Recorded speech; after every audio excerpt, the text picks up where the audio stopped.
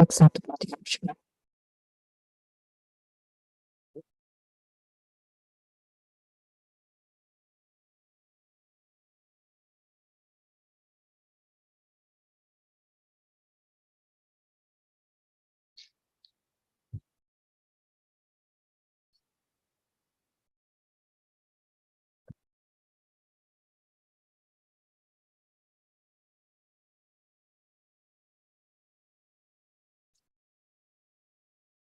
Iya, cek 1, 2, 3, 4.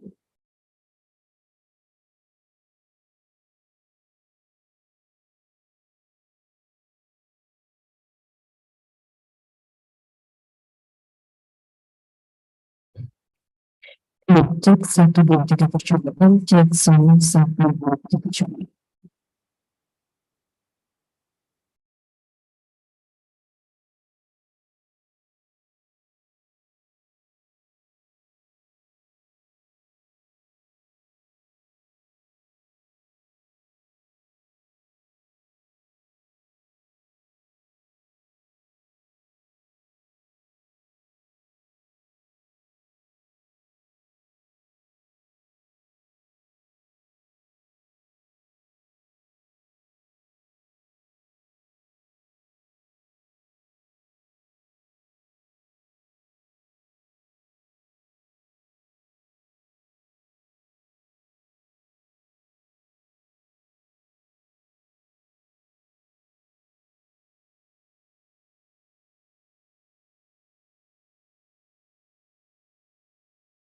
Tes 1, 2, 3.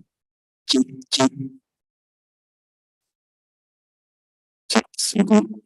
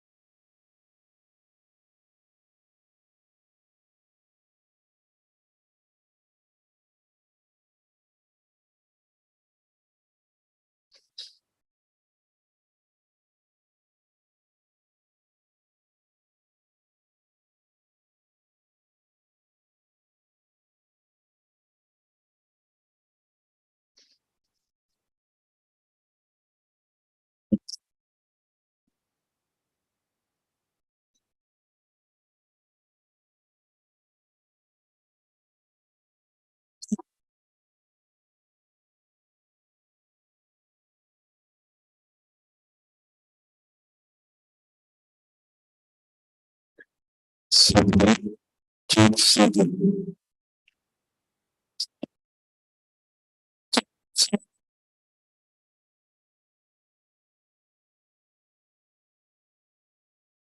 Satu, satu, satu, cek 1.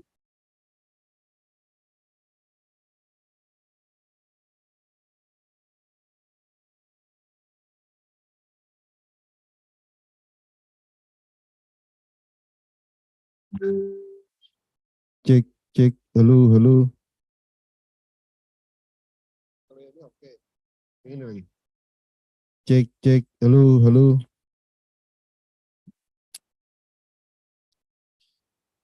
Cek, halo, halo, cek, cek, 1, 2, halo, halo,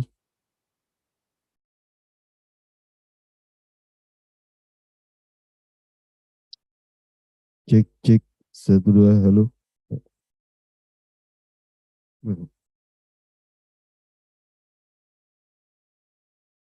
Di atas ya. Lot, naik lantai 4, Pak.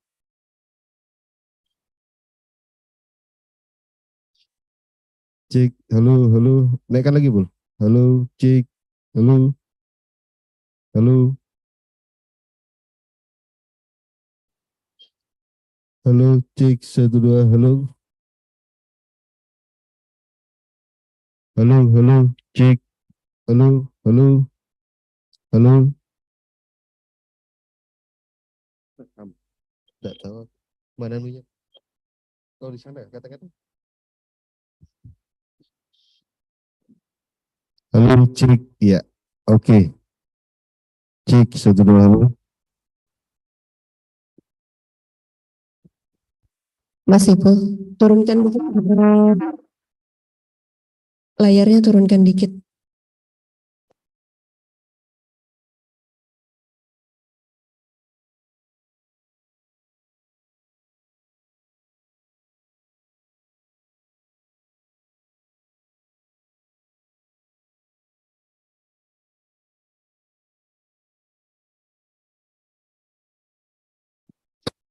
Cek, satu, dua, halo. Cek. Oke. Cek, cek, halo. Satu, dua, halo.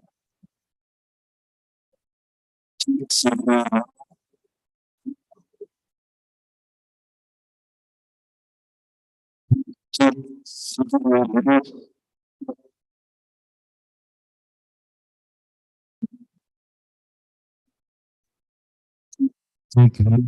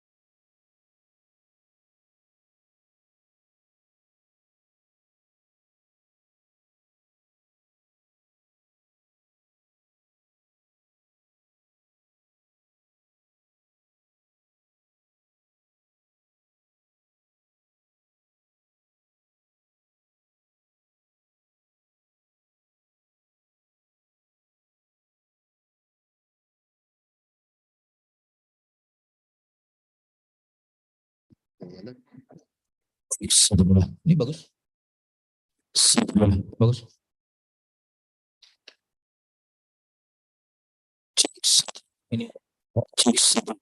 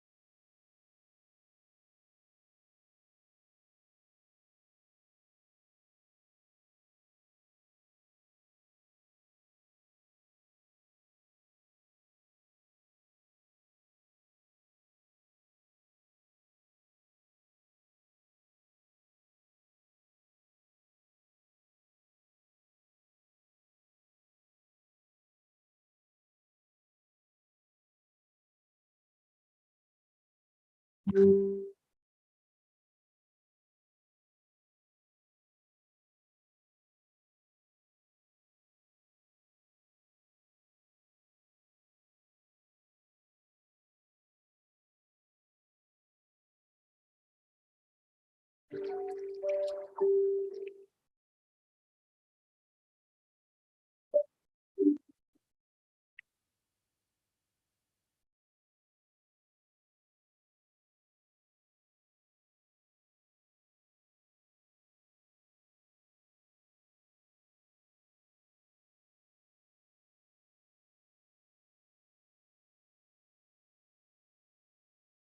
nggak sih tugas HR itu cuma interview doang?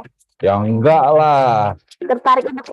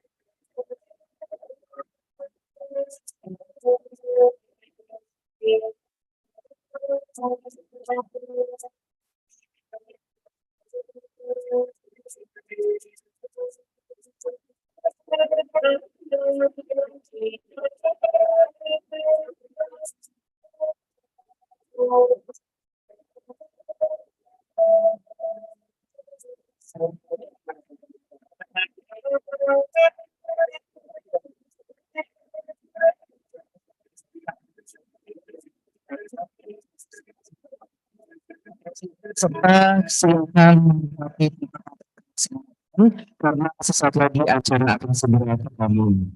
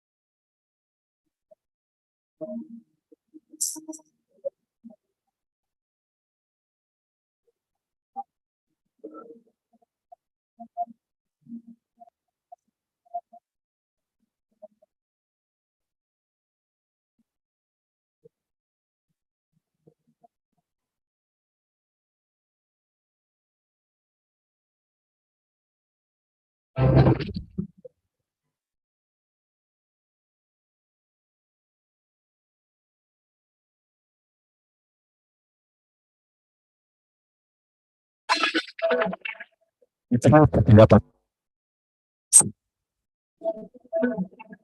di tengah ketidakpastian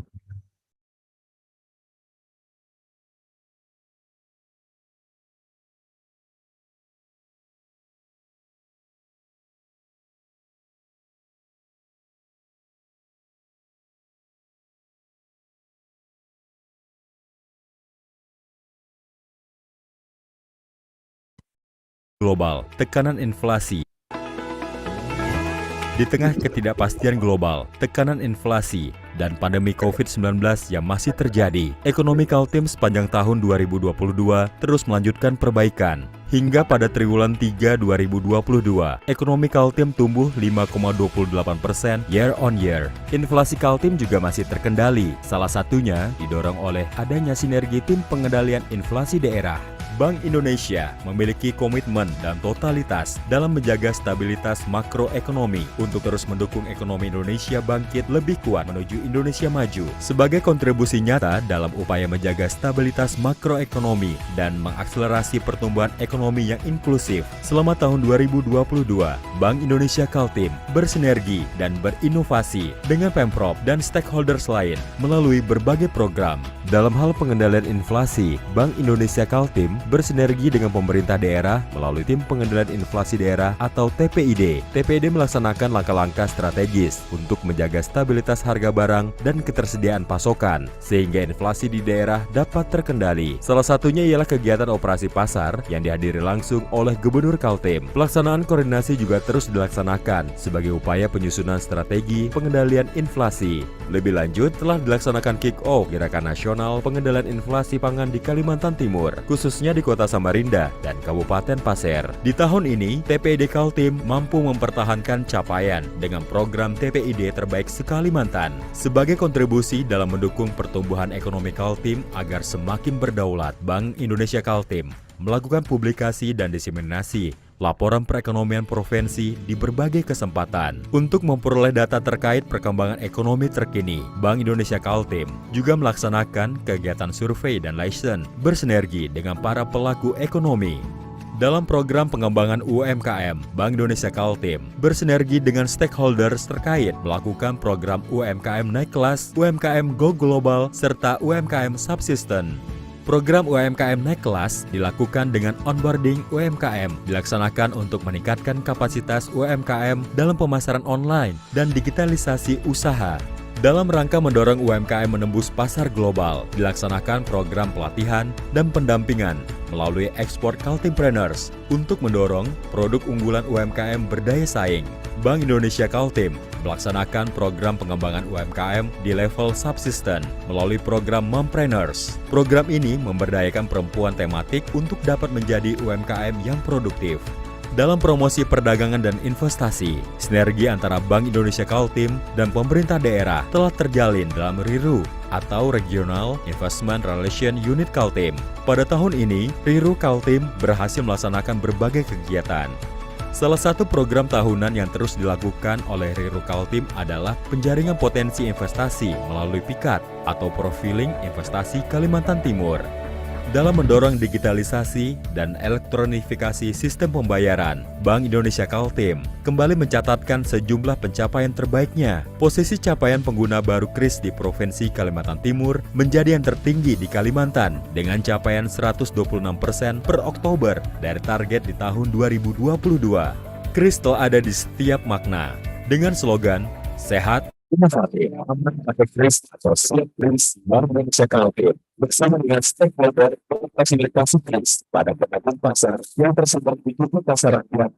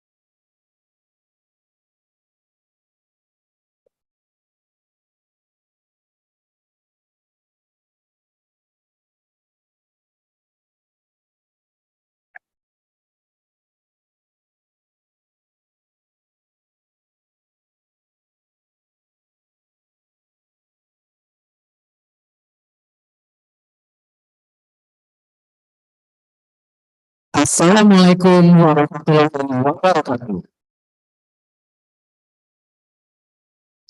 Shalom, Om Swastiastu, Namo Buddhaya, dan salam kebajikan.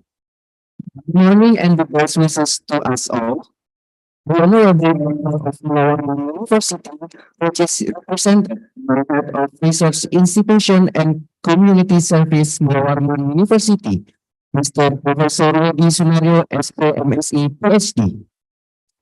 The Honorable Head of Representative Office of Bank Indonesia, Coordinator Office of Kalimantan Region, which is represented by Deputy Director of Bank Indonesia, Representative Office is Kalimantan Province, Mr. Muhammad Rais.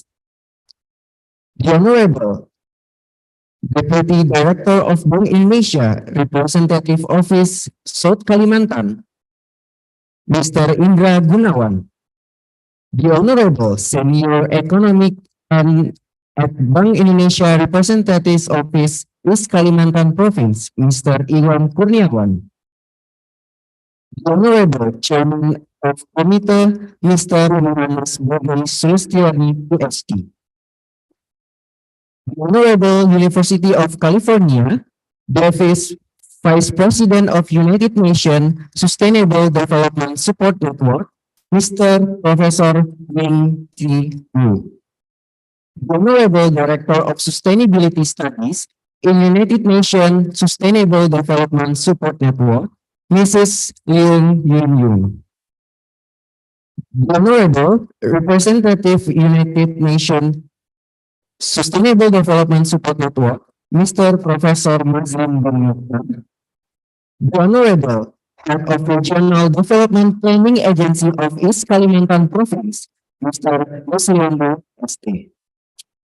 The Honorable Head of the Regional Apparatus Organization of East Kalimantan, the Honorable Heads of Ministries and Regional Technical Implementation Units, the Honorable Head of Non-Governmental Organization, Private Sector, and Development Partners, and the Honorable Deans and Academic and Student, who has been present here on site and online on YouTube live streaming, Bank Indonesia Council and Zoom meeting around University.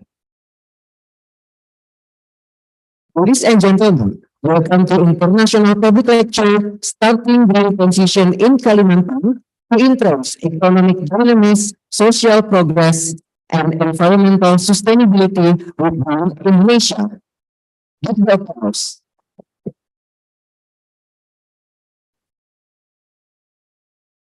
First of all, let us pray and praise to God because of His grace and mercy. We can come together without any obstacle here. With great condition in the international public lecture, starting during transition in Kalimantan to entrench economic dynamism, social progress, and environmental sustainability with Bank Indonesia. Let me inform everyone, as Master of Ceremony, that we lead our agenda today, Wednesday, February 8, 2023. This international public lecture, held by the Research and Community Service Institute of Mulawarman University, through the Center of Achieving Sustainable Development Goals, or SDG Center, and the Center of Developing Geospatial Information Infrastructure with the intention to provide us with knowledge and information of the green economy transition as the new resource of growth in Kalimantan. Ladies and gentlemen, as the first session, let's sing the national anthem Indonesia Raya. The participant is Muslim.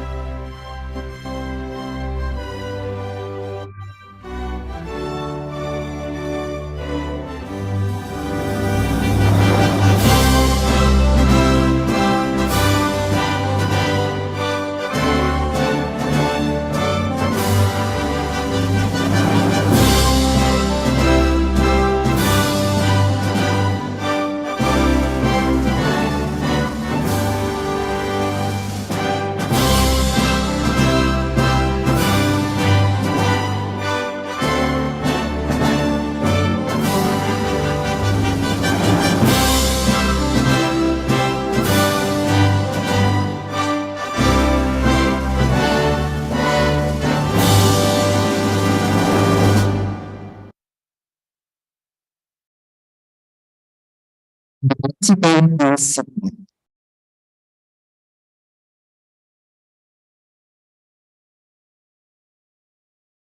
Ladies and gentlemen, we are going to the next session. It is the opening prayer. We kindly invite Mr. Dr. Haji Nurdin SHI, MED. Please welcome.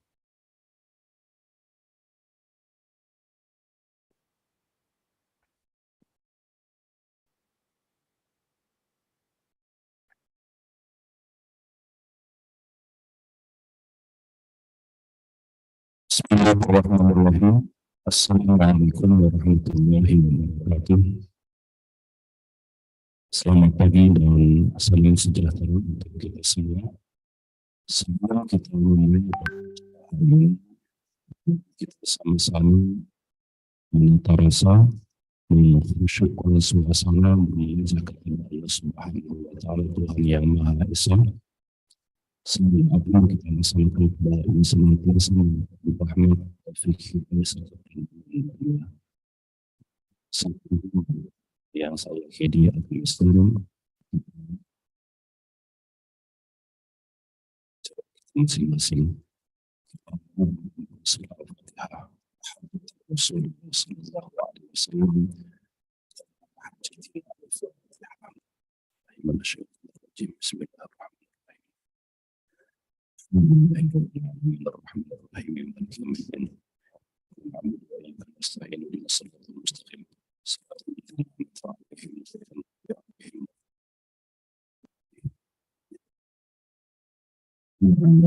Bismillahirrahmanirrahim.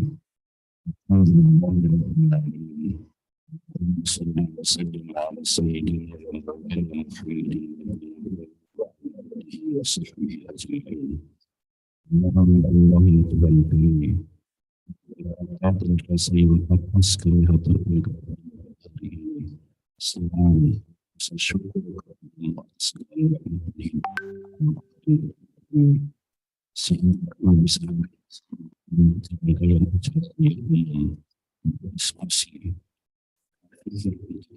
semua masih Indonesia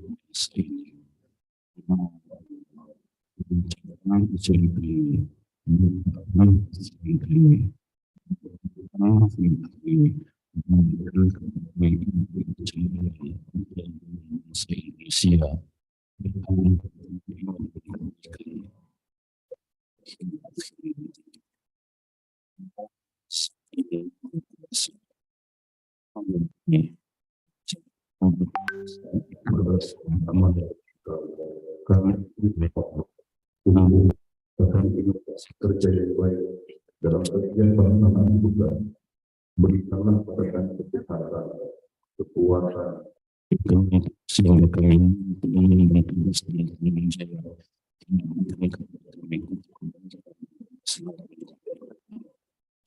bangsa dan negara kami. Al-Hafiz Al-Jin memelihara dan Maha Mulia satukan hati kami membuka rasa persaudaraan yang tulus dan ikhlas menjadi kenal dalam kesucian sampai siwa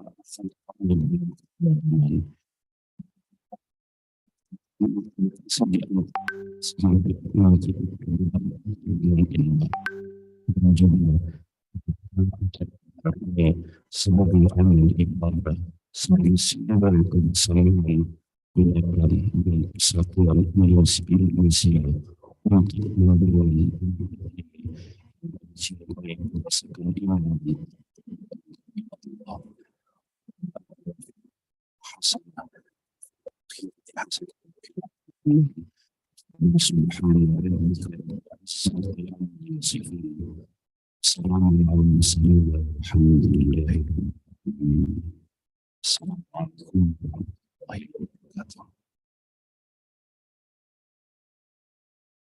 Thank you so much to Dr.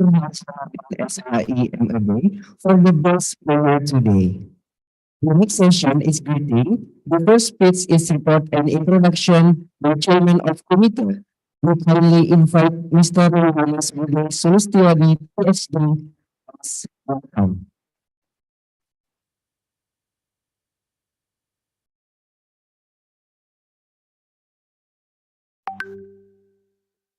Good morning, ladies and gentlemen. Very good morning for you all. Thanks for the students to come to this event. Yang terhormat Pak Maslin dari UNSDSN, Profesor Leong, Profesor Wu, Bapak Maman Rais, Bapak Widi Sunaryo, Bapak Yusliando, Bapak Iwan Kurniawan, Bapak Indra Gunawan, Ibu Mulyati, dan Bu Masayu dari SDG Center. Kami tentunya sangat berbahagia hari acara yang kami siapkan dalam beberapa minggu terakhir bisa terlaksana, dan tentunya ini menjadi satu ikhtiar bagi kami di Universitas Mulawarman bahwa kami selalu mendukung pemerintah Provinsi Kalimantan Timur, baik juga kolega akademisi juga untuk menuju kepada bidang ekonomi. I would like to say thank you for all of you from the Sustainable Development Support Network for coming to University of Mulawarman today. It's a very good opportunity for us to present our support to the regional development of Kalimantan, East Kalimantan. And academically, we also would like to invite all of you to involve in our research. We have so many researchers around here. We have many countries around in this room, and also we have students, local students. So we gladly hope that this will become a good opportunity to open a new collaboration between the Mulawarman University, with the University California Davis, with the Summer University, and every other university in this field. Untuk melaporkan Bapak Ibu bahwa kami mengundang sekitar 150 peserta, dan beberapa ini mungkin sudah ada sekitar 170-180 peserta di berbagai kalangan. Terima kasih ada beberapa mahasiswa yang sudah hadir, Bapak Ibu dosen, peneliti maupun peneliti. Karena acara juga akan dilaksanakan bersama dengan baik dari berbagai pihak, tentunya Bank Indonesia yang sangat support dan menginisiasi kegiatan ini. Dan selanjutnya kami berharap ini menjadi awal bagi kerjasama yang berbagai sektor dengan Universitas Mulawarman maupun dengan Universitas Krisis Kalimantan Timur. Kami mohon maaf bila ada yang kurang berkenan dalam penyelenggaraan. Kami akhiri kata pembuka dari kami dari panitia mengucapkan terima kasih banyak, dan semoga kita bisa memberikan sesuatu yang terbaik bagi Krisis Kalimantan Timur. Demikian Bapak Ibu, wassalamualaikum warahmatullahi wabarakatuh. Terima kasih banyak, selamat pagi untuk kita semua.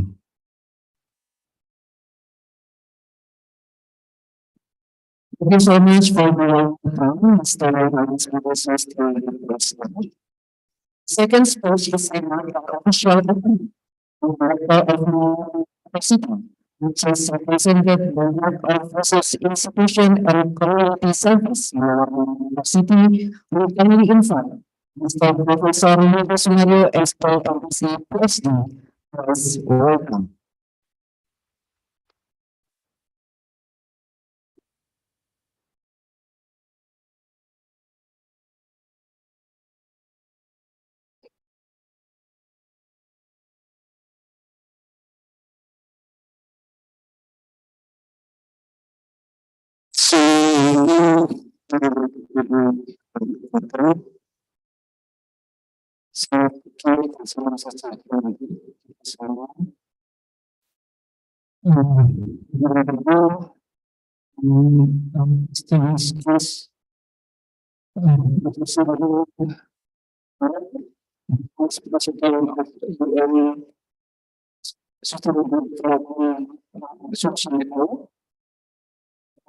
Actually, he also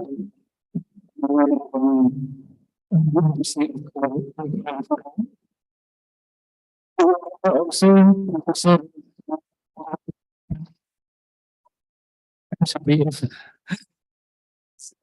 investigates but also investigates UNHCSN also, and Bapak Muhammad Rais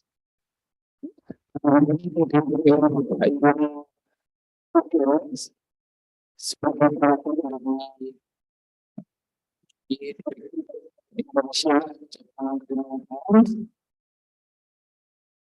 also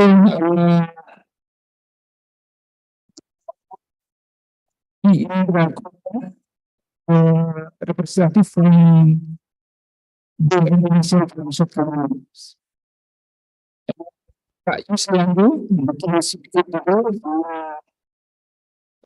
from agency is Kalimantan Province, and also, of course, all participants that join this meeting today. Welcome to Mulawarman University, and welcome to Nusantara Capital City Campus.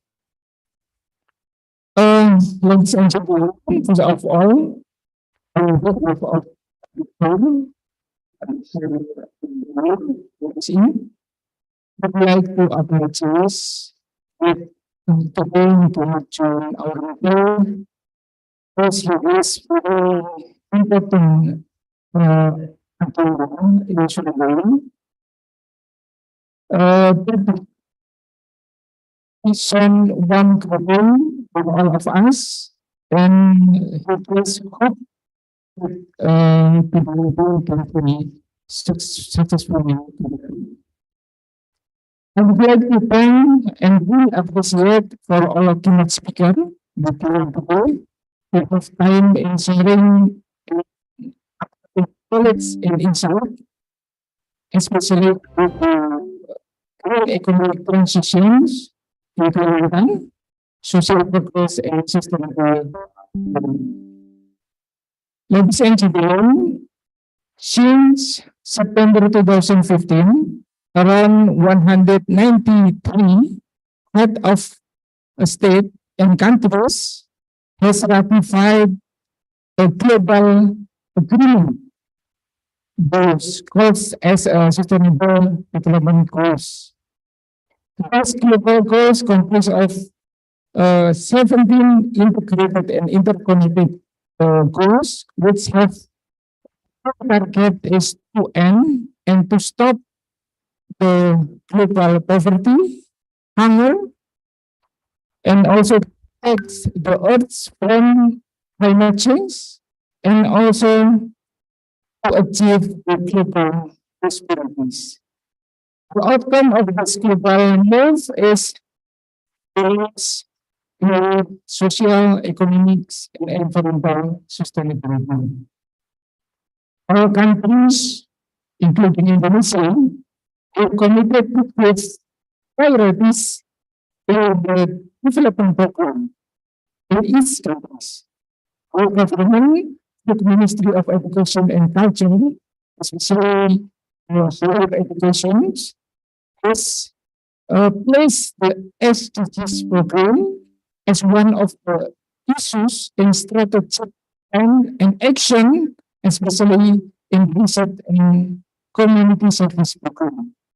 Mulawarman University has also responded to these issues by establishing a research center in this research center called as a Nusantara Capital City Development and SDGs issues. This this is University. This is supposed to improve as well. And also, research center for sustainable infrastructure development and geospatial information under the Ministry of Education. This gives applause to Mr. President.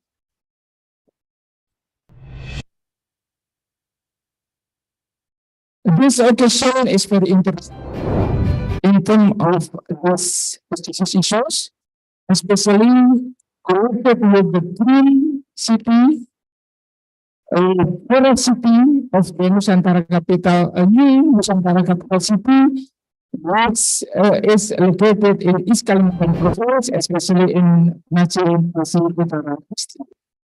Also, this issue very important if we look at the past decades of East Kalimantan, also in Kalimantan, its economic growth is based on the natural resource exploration. In the past decade, we reached on the mining exploration.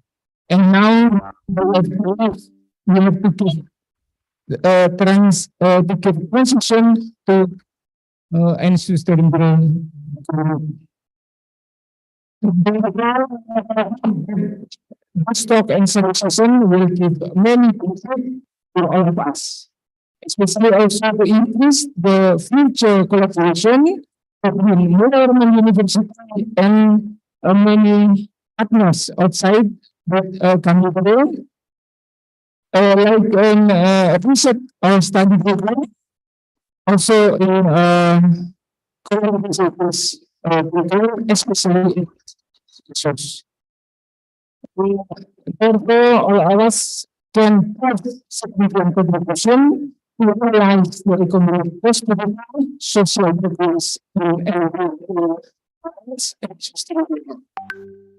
Finally, on behalf of the Mulawarman University, we like to officially open this paper.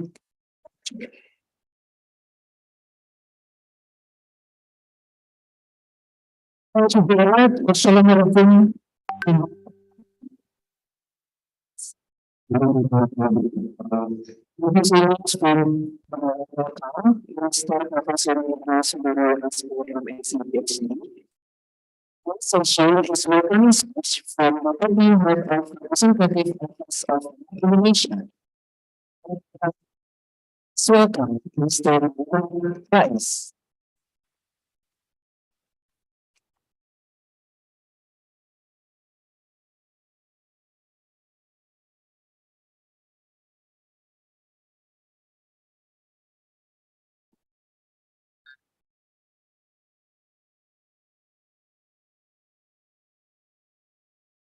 Bismillahirrahmanirrahim. Yang kami hormati Rektor Universitas Mulawarman yang diwakili Ketua LP2EM Profesor Bapak Didi Sunario PhD. Yang kami hormati Profesor Wing T. Wu University of California Davis dan Vice President of UN SDSN. Yang kami hormati Profesor Mazlin bin Mohtar, Deputy Head Research dan Direktur UN SDSN. Yang kami hormati Profesor Leon Yun, Director of Sustainability Studies UN SDSN. Yang kami hormati perwakilan Indonesia Bapak Mulawarman. Yang kami hormati dalam Bapak Timur Bapak Yusuf. Yang kami hormati Bapak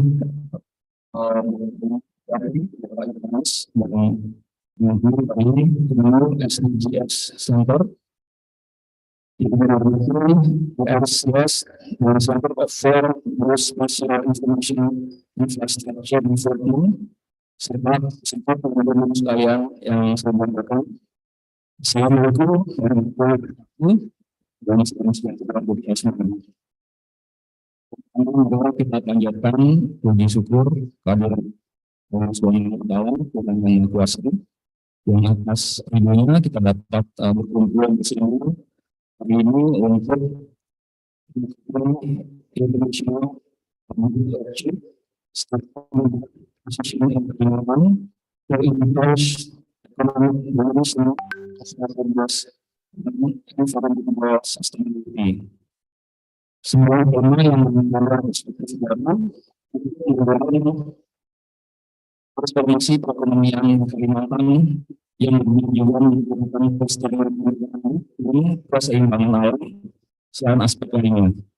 Bapak Ibu peserta keuangan yang berbahagia, sebagai bagian dari komunitas perekonomian global, pemerintah yang berhubungan internasional cepat atau lambat pasti akan mempengaruhi perekonomian domestik.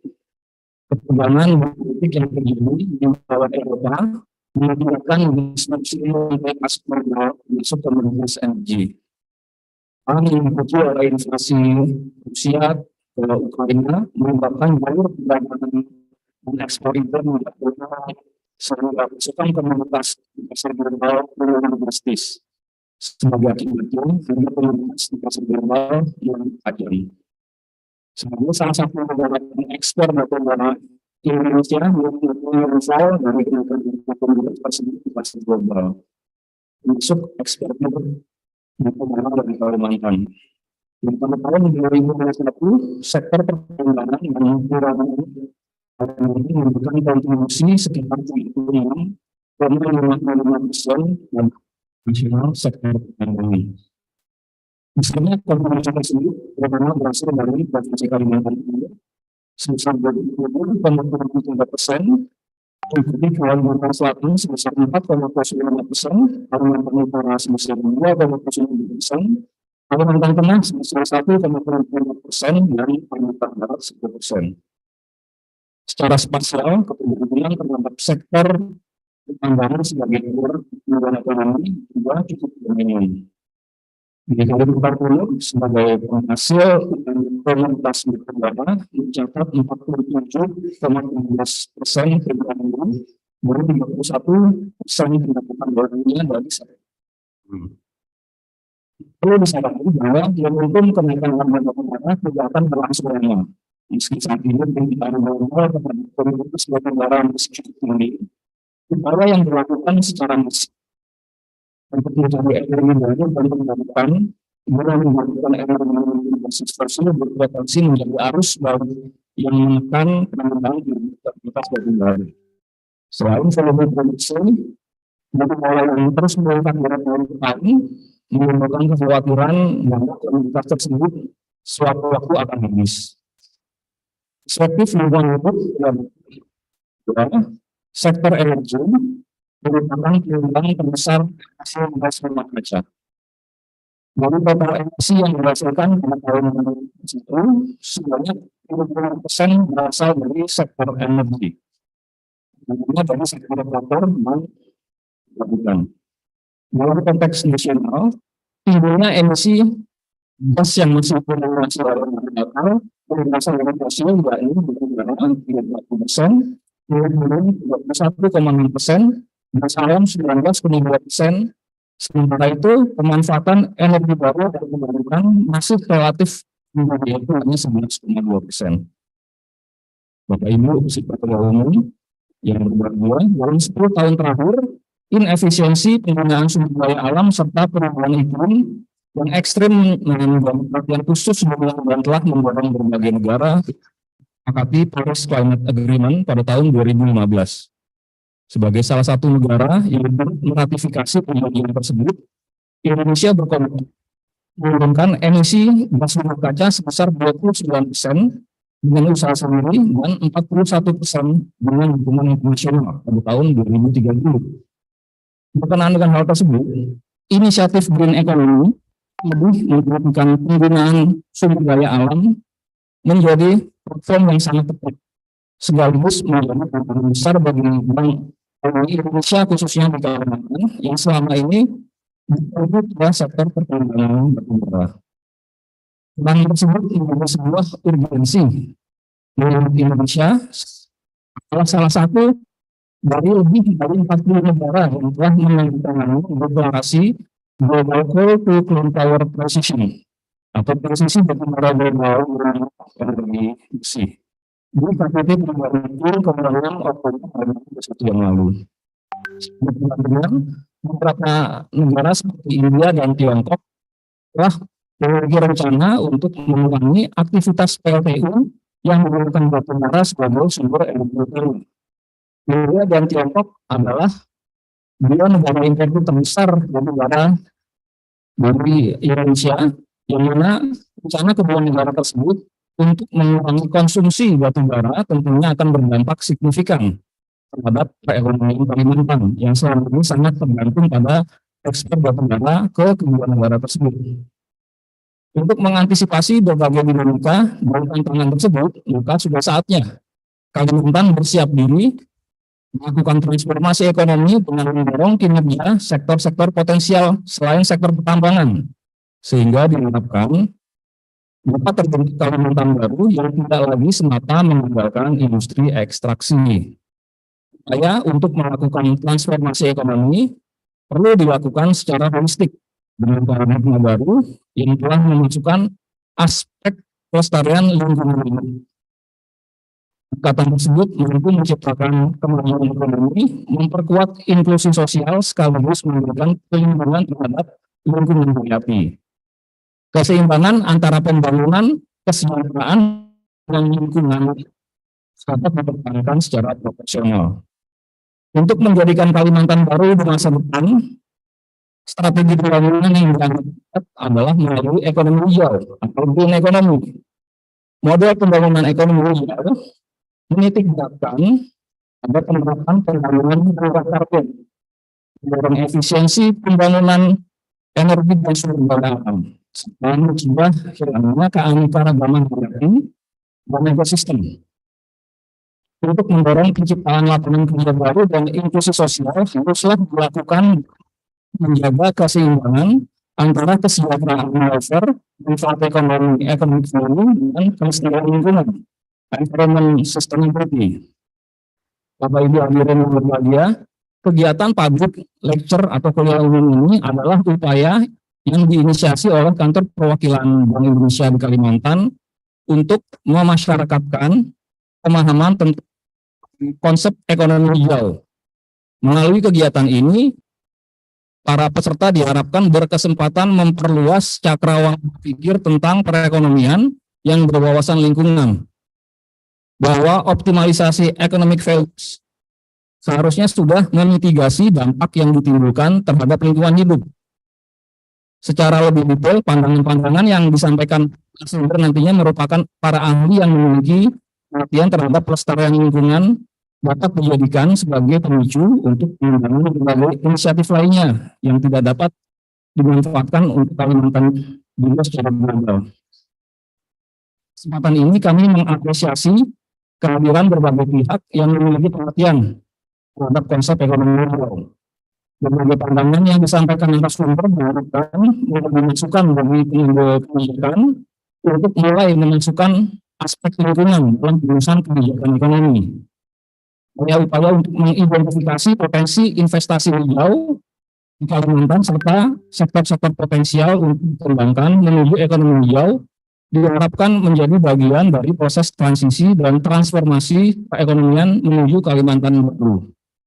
Demikian halnya bagi kalangan akademisi, dosen, mahasiswa, lembaga riset, lembaga sosial masyarakat, konsep ekonomi hijau layaknya sebuah frontier, arena baru yang memberikan begitu banyak kesempatan untuk melakukan penelitian, kajian, atau pembahasan lingkungan.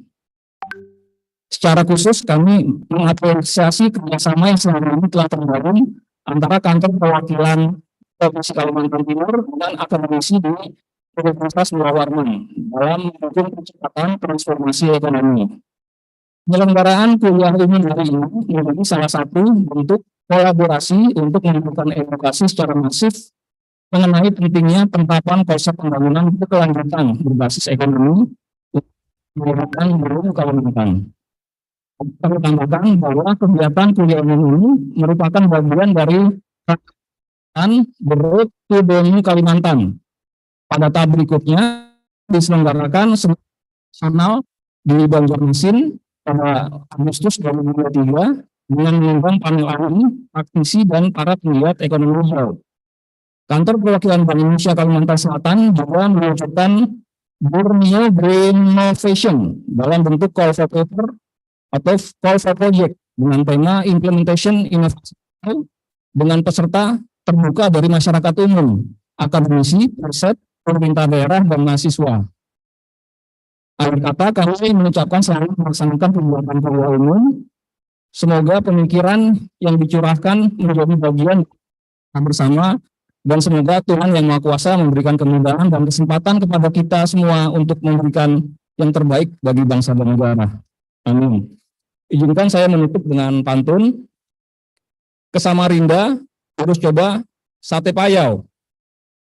Kalau beli batik, motifnya cumi-cumi. Masa depan Kalimantan adalah ekonomi hijau, tumbuh tinggi, tapi tidak merusak bumi. Mungkin ada lagi, nasi liwet dapatnya nasi timbel. Enaknya dimakan dengan sambal terasi.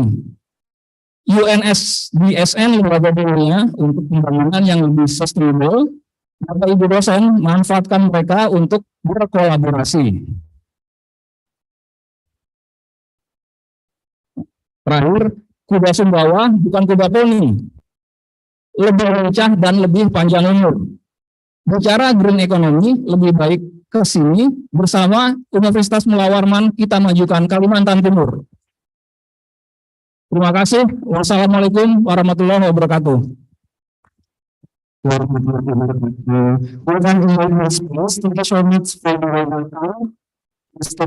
Rais dan Insan kepada Bapak Rais untuk rekan-rekan kita. Karena kita akan sama-sama menyaksikan prosesi penyerahan cenderamata dari Universitas Mulawarman Bangun Indonesia yang dalam hal ini akan diberikan langsung, dan sekaligus kami mengundang kepada Profesor Widi Sunario SP MSI PhD as Head of Research Institution and Community Service Mulawarman University untuk memberikan cenderamata tersebut.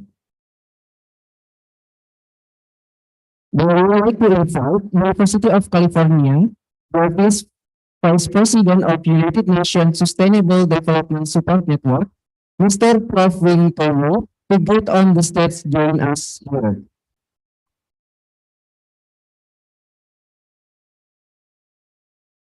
Penyerahan cenderamata yang kedua akan kami berikan kepada Profesor Willy selaku Vice President of United Nations Sustainable Development Support Network.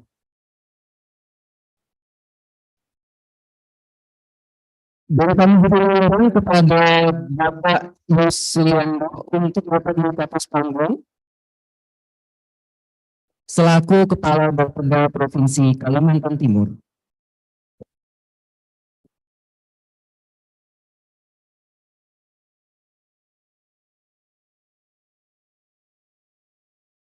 Penyerahan cenderamata ini merupakan bentuk terima kasih atas kerjasama beserta dengan para mitra. Penyerahan cenderamata selanjutnya akan diberikan langsung oleh Bapak Mulawarman kepada pihak Universitas Mulawarman. Dalam hal ini akan diterima oleh Bapak Profesor Widi Sunario SPMSI PhD.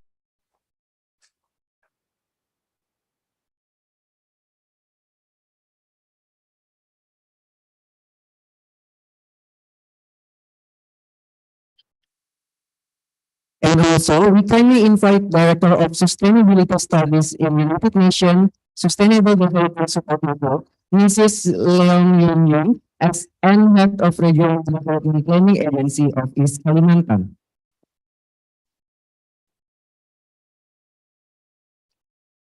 Kami persilahkan kepada Bapak Muhammad Rais untuk memberikan cenderamata tersebut kepada Profesor Leong Yun Yun.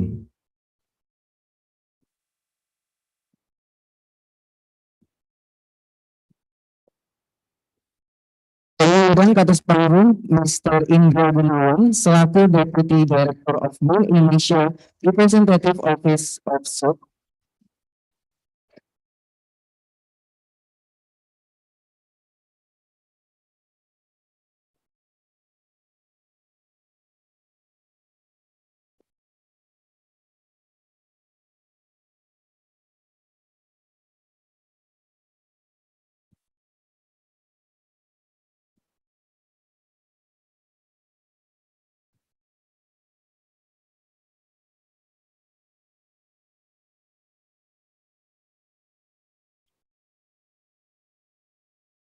Penyerahan cenderamata selanjutnya akan diberikan kepada Mrs. Leong Yun Yung selaku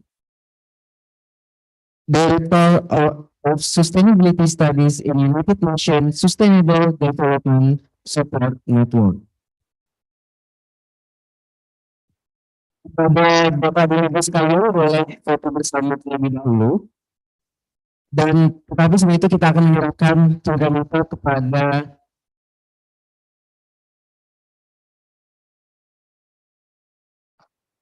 terima kasih banyak.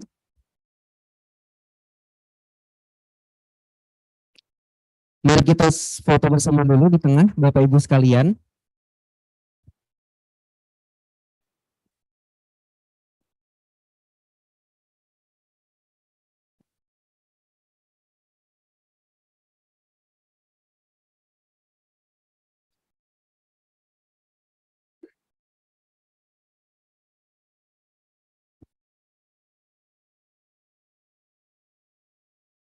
Izin Prof, sekali lagi Prof, semangat Prof. Oke.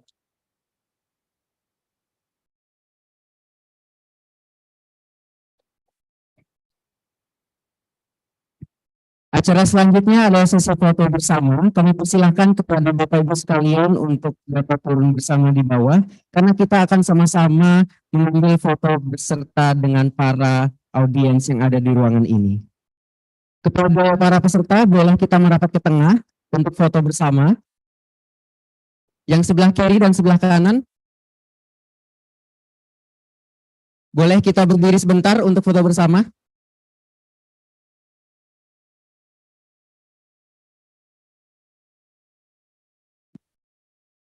Teman-teman yang sebelah kanan saya boleh mohon izin untuk dapat bergabung untuk foto dokumentasi.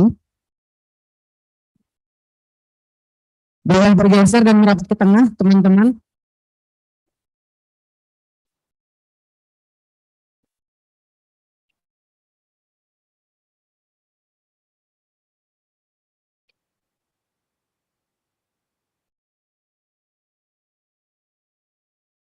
Mari teman-teman sekalian yang sebelah kanan dan teman-teman dari UNU juga bisa segera merapat ke tengah.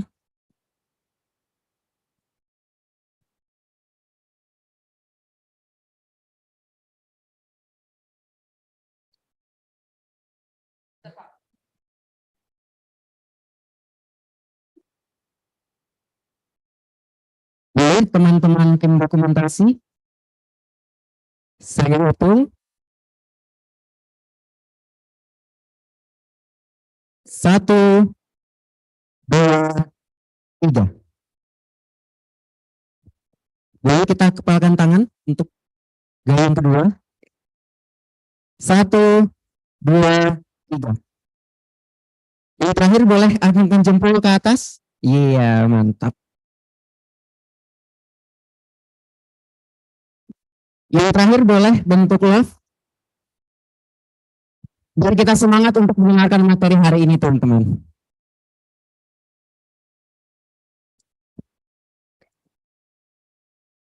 Terima kasih kepada para hadirin sekalian. Mr., Mrs., and all participants, please sit back before we next to the main session.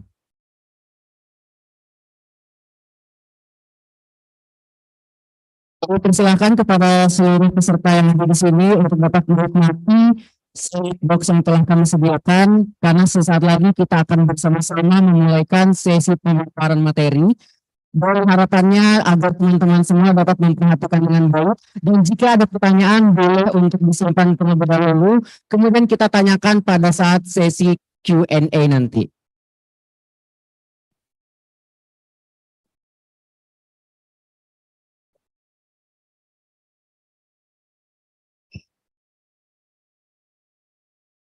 Acara seminar internasional atau kuliah umum kita pada hari ini merupakan acara yang sangat besar karena mendatangkan pemateri atau keynote speaker dari dunia internasional yang tentu saja memberikan kita informasi dan pengetahuan seputar clean economic transition in Kalimantan.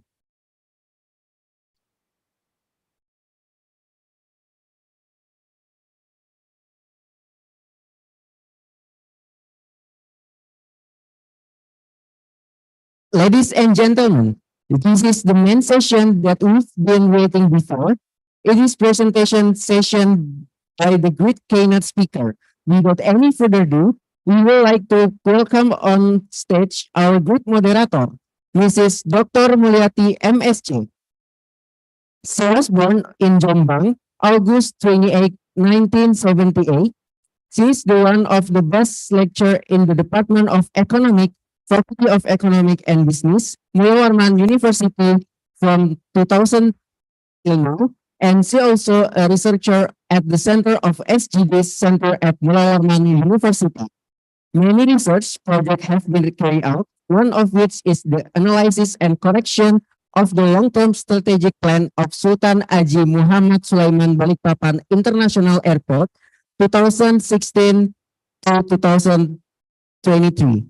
And the international research publication Makassar Strait Area Development in Indonesia based on the marine economy sector 2022. Please welcome with applause for Mrs. Dr. Mulyati MSc.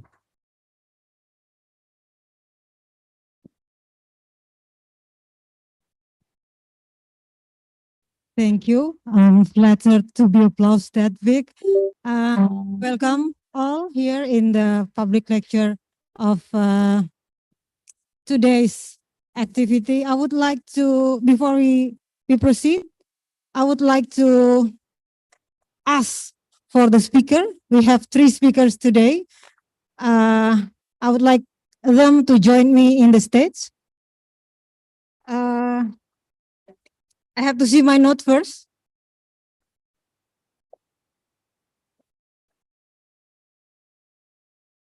We have 3 wonderful speakers today. The first one is Professor Wing Tai Wu. Please come to the stage.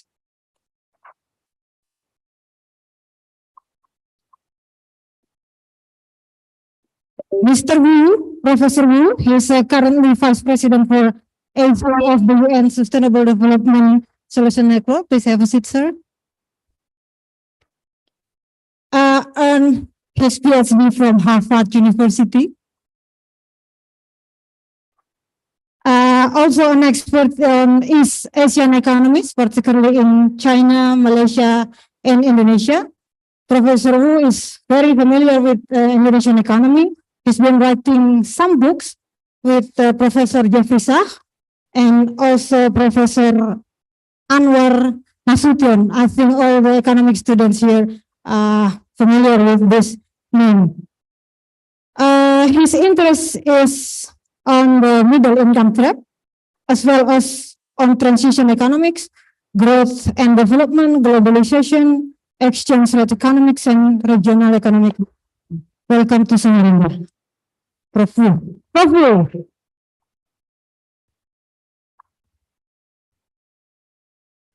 Our second wonderful speaker is Professor Liang Yun Yung. Please join us in the stage.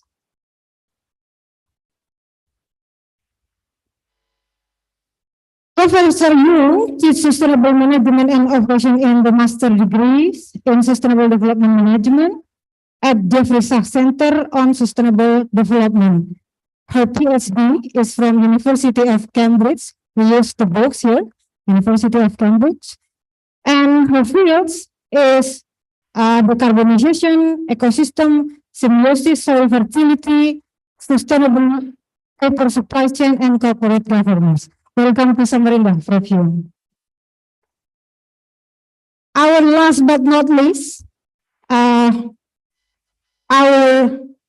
acting head of Regional Development Planning Agency of East Kalimantan, Bapak Yusliando ST.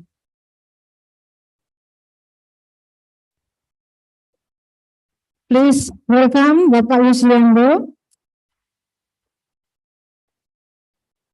Bapak Yusliando is one of the representatives of our government, local government here. He's been serving the government public service, based from PUPR and currently in Kantor Bapeda Provinsi Kalimantan Timur. All the speakers will deliver materials for us to listen and learn. It is about sustainable development, how we survive the climate change and that from our exploitation of natural resources. And I think the first chance will be given to Prof. Wu to deliver the material. Thank you.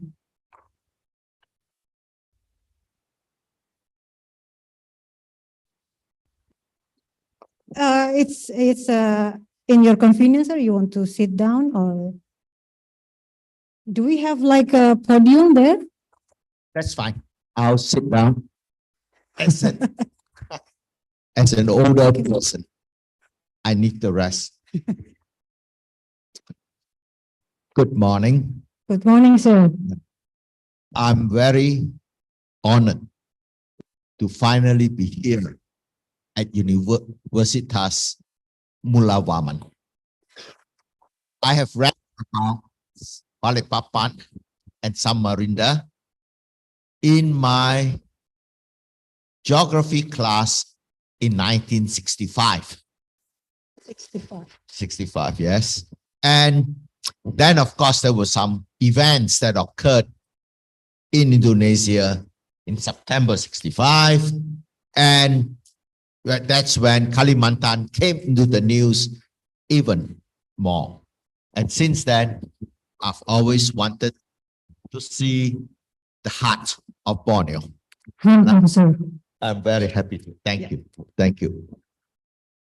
I'm also grateful to Bank Indonesia for helping to organize this conference. So specifically, I must thank Professor Widi Sunario, Johannes Budi, Solis Dio Adi. And from Bank Indonesia, I must thank the head of the Kalimantan Selatan office, Dr. Pak Dr. Wahyu Pradomo, and his representative with us today, Pak Indra Gunawan. And I'm also most grateful to BI Kalimantan Timor, Pak Muhammad Rice, and Pak Ivan Gunawan. And of course, to the local government, Pak Yusnando. Thank you for joining us. You honor us with your presence. Thank you. The topic I'm going to have 4 topics in my conversation with you today. The first topic would be an introduction to SDGs and to my organization, the Sustainable Development Solutions Network, SDSN. The second thing I want to talk about is how the 21st century is different from the 20th century.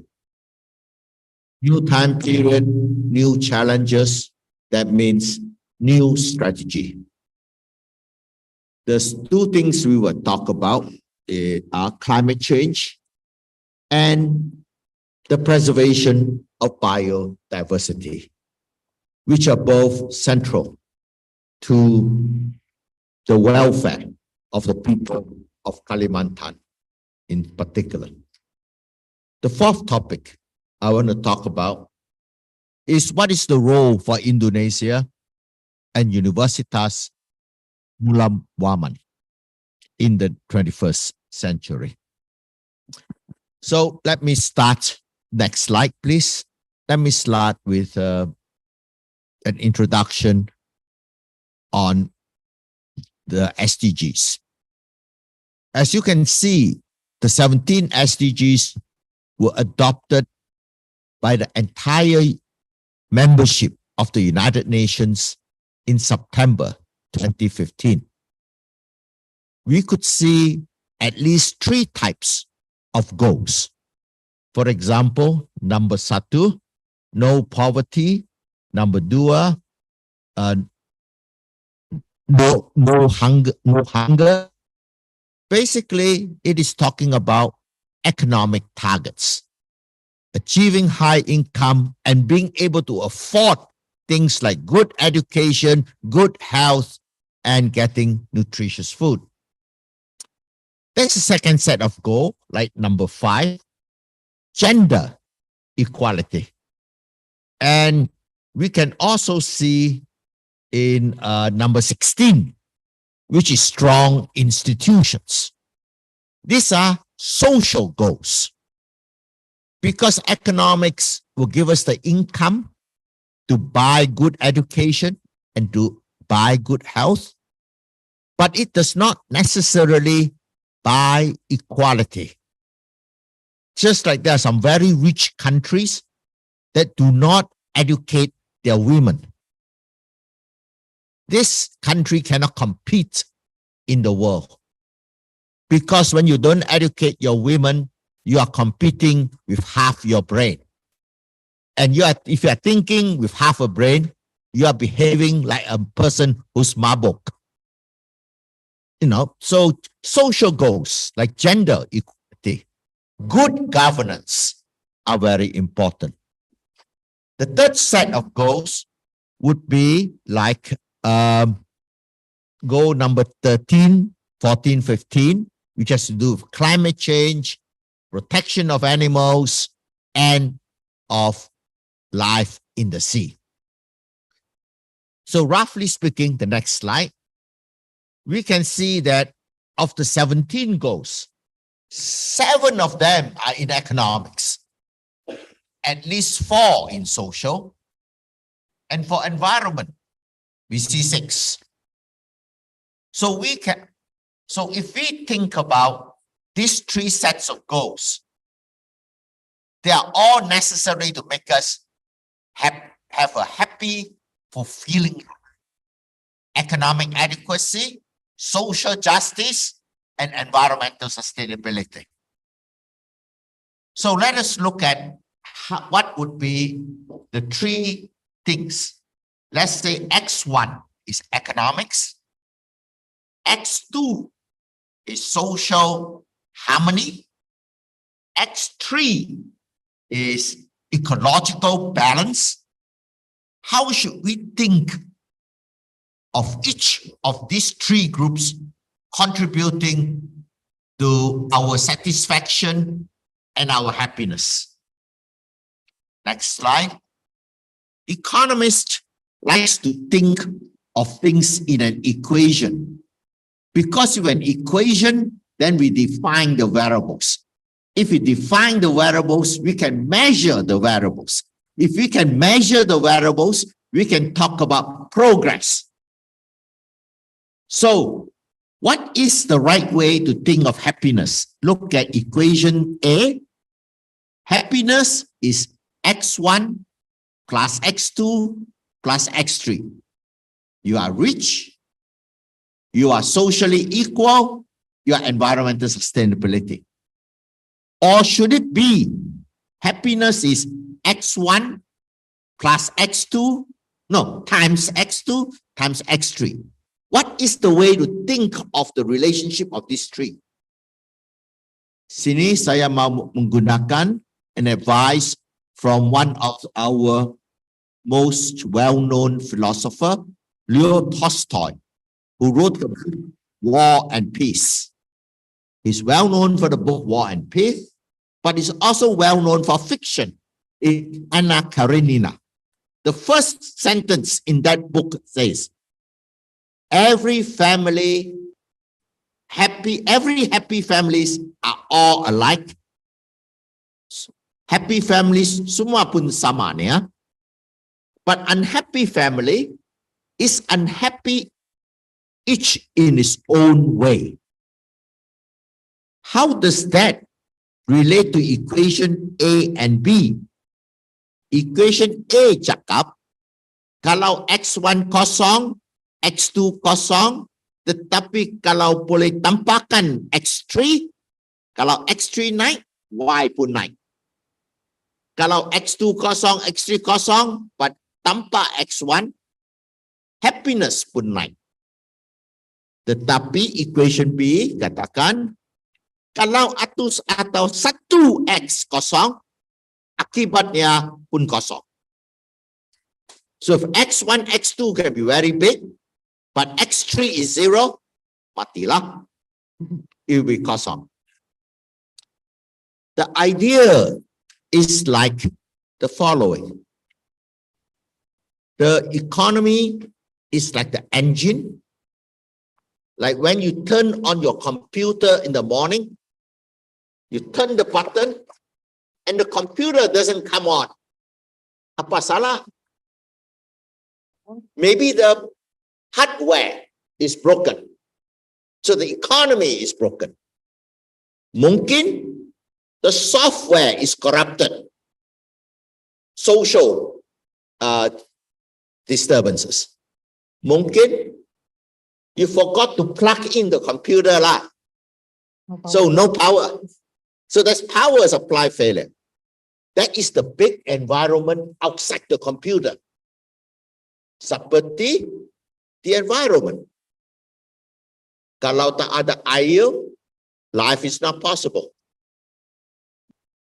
Kalau the outside world block your country with sanctions, you will never become very rich.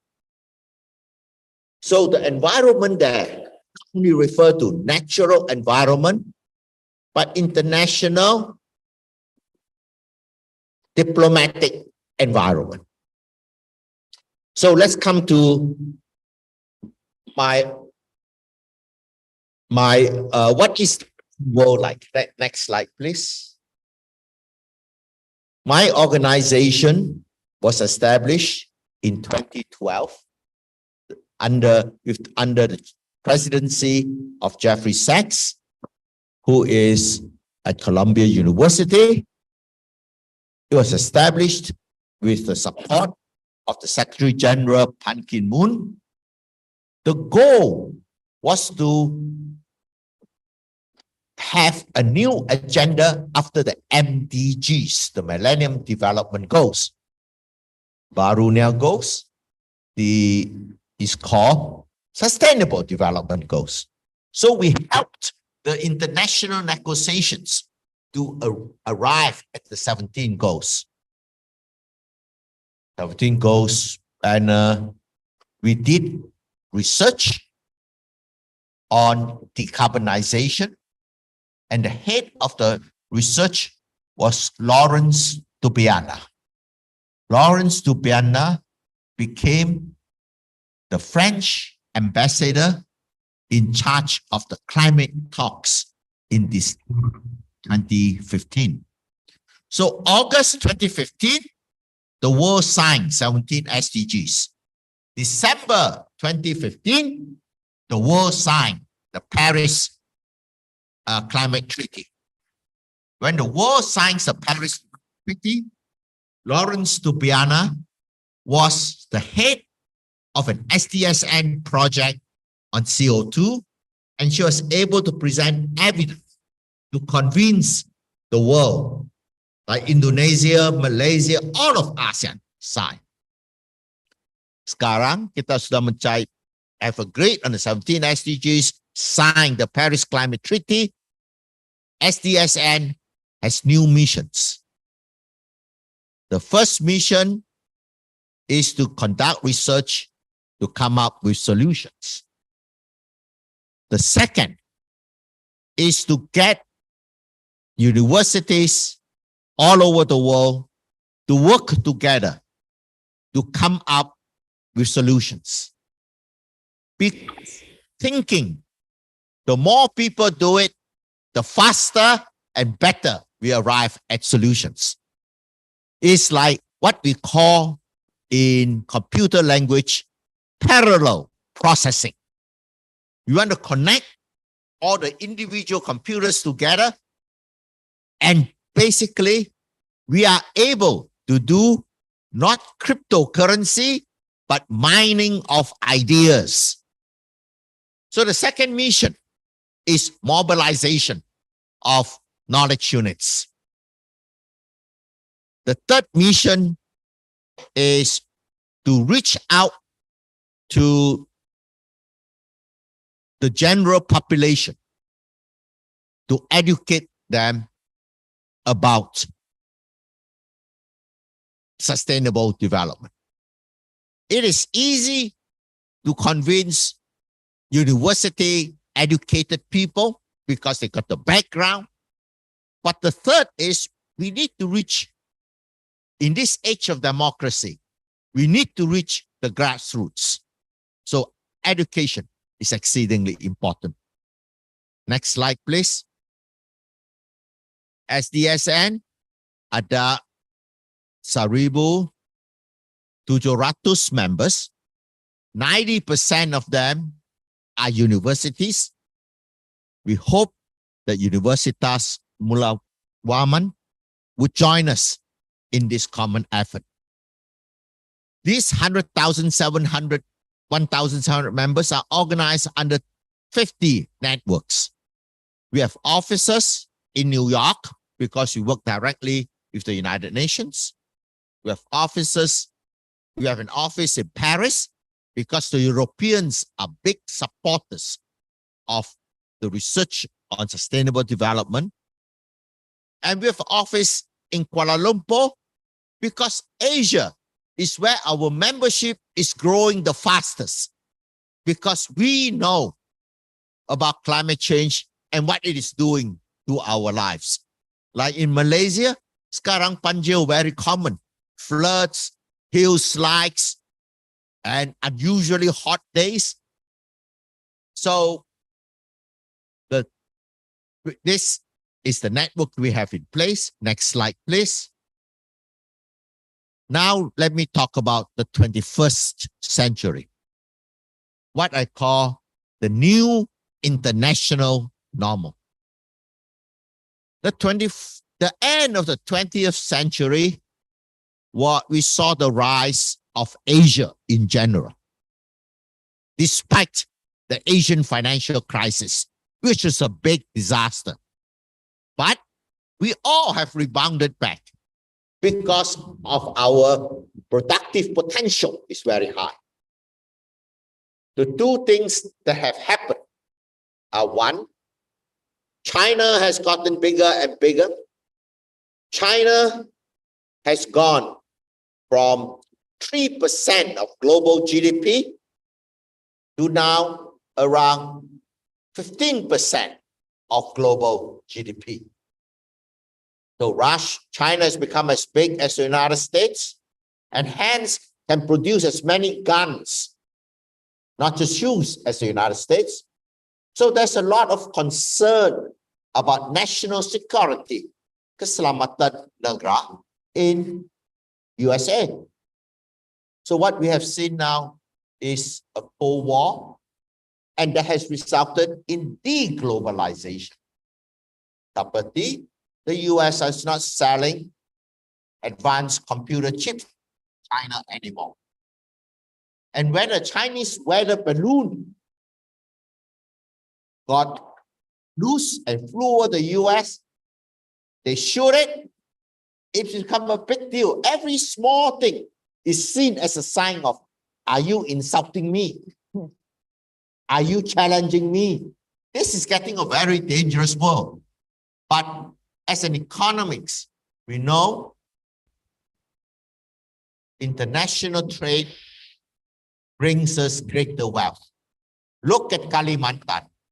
Because you are able to export coal, able to export palm oil and other minerals and agricultural products, that's when Kalimantan's prosperity. So the breakup of the trading order is potentially very dangerous. So that's challenge number one on the economic side. The Cold War is lowering economic welfare.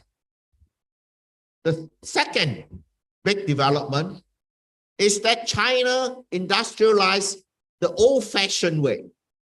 The old-fashioned way is you build factories with heavy smoke coming out. And in total, it's changing the global climate. When it is one country that put up smoke, it's okay lah. It's like a river. Only one person kunchi in the river, that's okay. But if there's a big town, does it? Next town will suffer. So climate change is the next big challenge. Next slide, please. So let's think about how do we keep the trading system open? How do we keep the system stable? Seperti kalau ada financial crisis, there must be a country that is able to lend money to the rest of the world to keep it going. There must be a country that's able to play the role of lender of last resort. That basically, we are on a dollar standard. The United States Central Bank is in a position to play the lender of last resort. Why do I say this? Because to keep the global system stable, the old way in the 19th century, 20th century, you have one giant who sets the rules. Countries don't obey the rules, you punish them. In the 19th century, that country was the United Kingdom. In the next slide. No, go back to the next slide. Next slide. The British have colonies all around the world. That's why they said the sun never sets in the British Empire. And look at the 100 years of British domination. There are only 22 countries that Britain didn't attack. Because if you don't follow what Britain say, smack. When Britain tells you to import opium, you don't import opium, smack. That was what China experienced. Right? how does order be kept in the 20th century? The United States has 800 military bases in 70 countries. So now I ask, how about the 21st century? Is it going to be China? The answer is, tak ada mungkin. There will be, in fact, there will be no global hegemony. It's not just China. Next slide. It is because there are other big countries that are rising, seperti India dan Indonesia. So we don't have one giant. We got a different number of giants.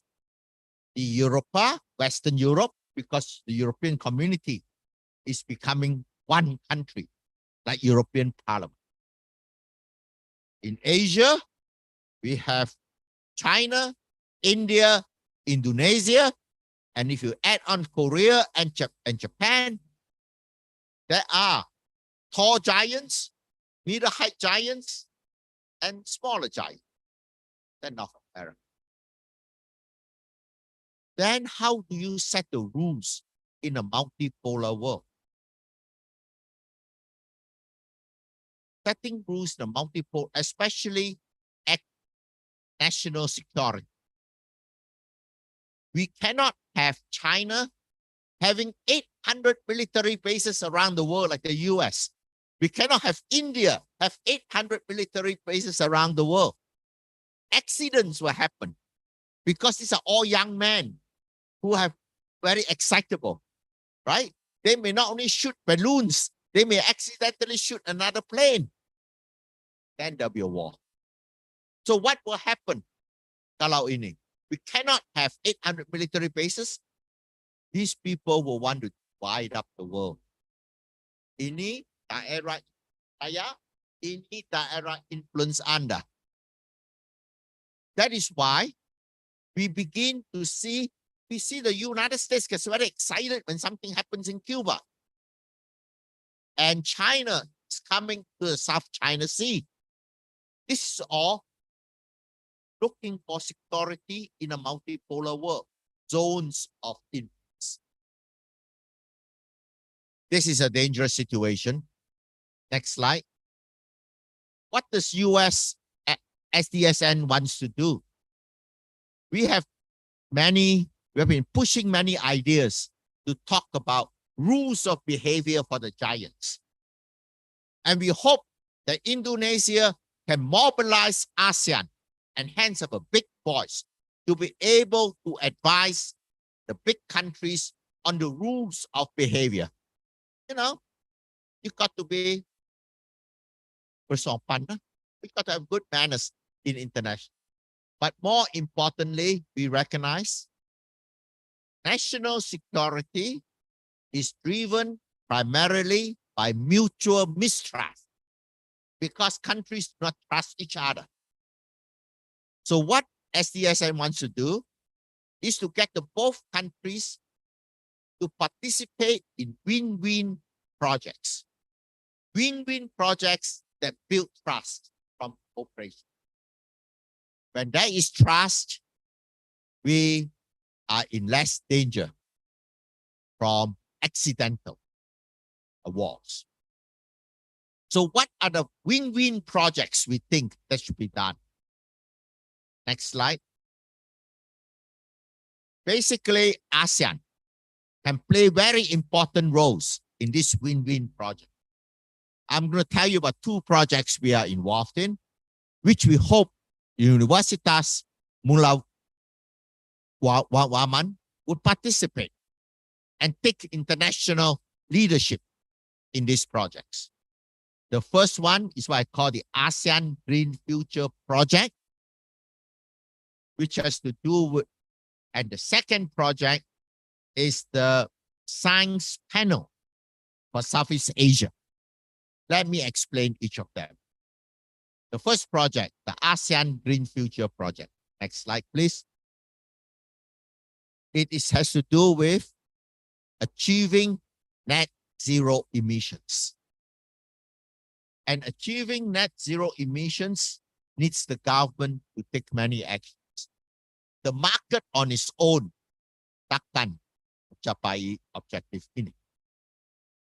So we must understand the net zero emissions is necessary because the EU has said if a country tak ada plan to achieve net zero emissions, it will start putting tariff on all the goods from the country. So whatever Indonesia sells, if it will face higher tariffs if it doesn't have a plan to achieve net zero emissions. The European Union has said that. I'm very sure China, Japan, Korea, United States will join in that. Next slide. So we have got a team, 9 country teams, seperti Cambodia, Indonesia, Laos, Myanmar, Thailand. The team in Indonesia is led by Ibu Alima Sutia of UI. We hope to expand that work to bring in more universities. So we look at ways to decarbonize, reach net zero emission. We realize ASEAN is very different from Western Europe one important way. In Western Europe, they get the industries to emit less CO2, right? You change your energy industry, change electric cars, so you reduce CO2 emission. Tetapi kita tak sama. Our net zero emissions cannot just be reduced CO2 emission. We can suck in more CO2. Karana, next slide. We realize that Southeast Asia has a lot of forest. Ini negative CO2. You suck in CO2. So that means to achieve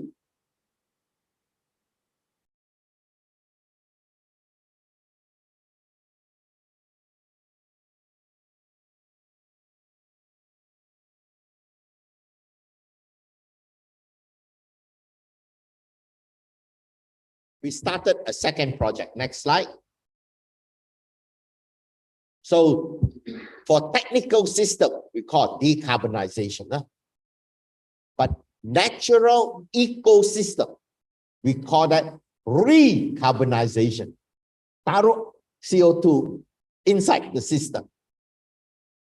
So the next slide talks about what we call the project, the second project, the science panel for Southeast Asia biodiversity. Because when we were working on the ASEAN Green Future, we realized we can strengthen the carbon sinkholes. And then we were very inspired by a report done in Latin America by a group known as Science Panel for the Amazon. Mereka buatkan report 2021 Amazon Assessment Report, talks about the state of the Amazon, how the deforestation, the degradation of the loss of biodiversity.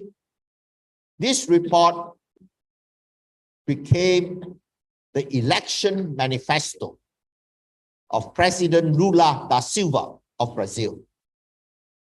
Lula da Silva has said he's forming an OPEC of rainforest. The COP27, there was a treaty signed between Brazil, Indonesia, and the Congo. So our project is the first concrete attempt to implement the MOU between Brazil, Indonesia, and the Congo. And Kalimantan is central to this effort. Next slide, please. So the four things very obvious. Forest protection and expansion. Second one, agriculture. We want to make reduce the environmental degradation aspect. For example, using more organic fertilizer. We want to increase the soil fertility, the resilience of the crops. Then we got to remember, there are many people living in the jungle, not just orang hutan, but also just orang biasa. Dan monyet Belanda lah. But basically, there are indigenous communities where social justice and social inclusion is very important. We cannot talk about being nice to the trees. We're going to talk about being nice to the people inside there as well. The fourth one has to do with the inevitable growth of Balikpapan, Samarinda, Pontianak. The question is, how do you grow? Do you plan a transportation system that move cars, or do you plan transportation that move people? If you think of the goal is to move people and not just move cars, you emphasize public transportation. You don't just like Mahathir, everybody have his own car.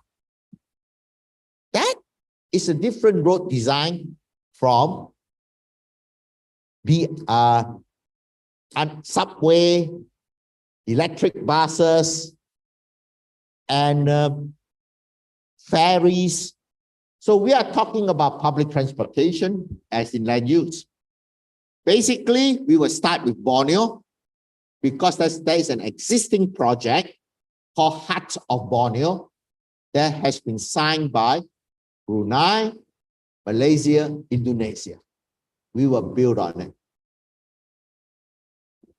The second thing that we will go into is that we cannot just talk about forests, because countries like Philippines and Indonesia are maritime nations. You got to talk about the sea, the seagrass, the corals, the algae, and the economic substance of it, watching against overfishing. So that is what we will expand into. Next slide. I think this is the time for leadership from Indonesia and Universitas Mulawarman. For Indonesia, is the chairman of ASEAN in 2023. The number one job of a leader is to build unity among the membership. Indonesia should build ASEAN unity to keep ASEAN a zone of peace, freedom, and neutrality. Like right now, because of the Cold War, the Americans are giving nuclear submarines to Australia to put in the South China Sea. If the Australians put nuclear submarines in the South China Sea, what do you think China will put there? Nuclear submarines juga. We don't want them to put anything there. If someone puts anything there, we put it there.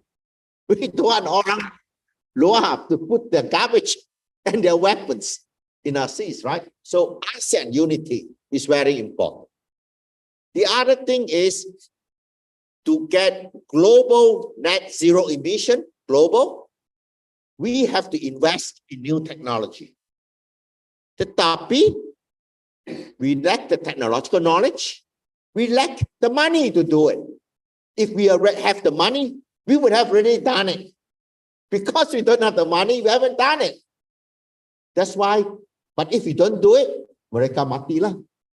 So they have promised that they will help us with financial aid. Tetapi, the money has never arrived. You look at all the meetings of COP, there's all these funds that are committed. How do you get attention? You get attention when you have suara yang kuat. The unity of ASEAN under Indonesian leadership in 2023 akanlah membuatkan suara yang kuat. The next thing I'm going to talk about, besides the ASEAN Could you remove the, okay. We got to have a multilateral trading system. And what we need from University Mulawarman and the support from BE East Kalimantan is to encourage this mobilization of knowledge communities to produce solutions. Because you cannot ask for money from outside unless you got solutions. You say, this is what we can do. You cannot say, you give me the money, then I think of what to do. You've got to have a plan of actions that you show you can do. And this is the role of the universities. Make ideas work. That is what university is about.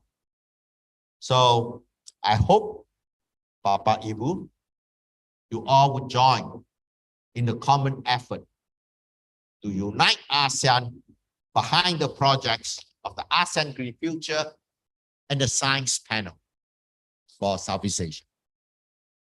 Thank you very much. Thank you very Next much. slide.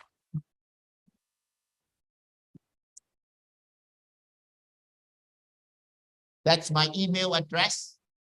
Please tell me how I could make these two projects more useful and the areas in which University Mulawarman can help us in.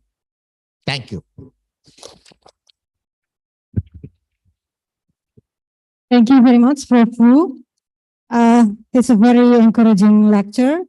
I would like to ask you to hold your questions if you have any.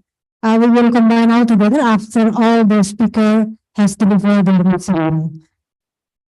Our second speaker is Professor Leong Yuen Yang. Are you ready?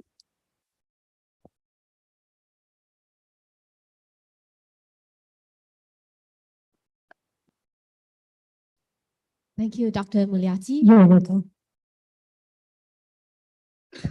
Para hadirin yang terhormat. Selamat pagi dan salam sejahtera. Sila izinkan saya menggunakan bahasa Inggeris untuk berkomunikasi dengan anda. Next slide, please. The way we live and we produce today is very much influenced by the Industrial Revolution that transformed societies from an agrarian and handicraft economy to a heavily machine and industry-dominated economy. The Industrial Revolution started in the 18th century in Great Britain and spread to the rest of the world.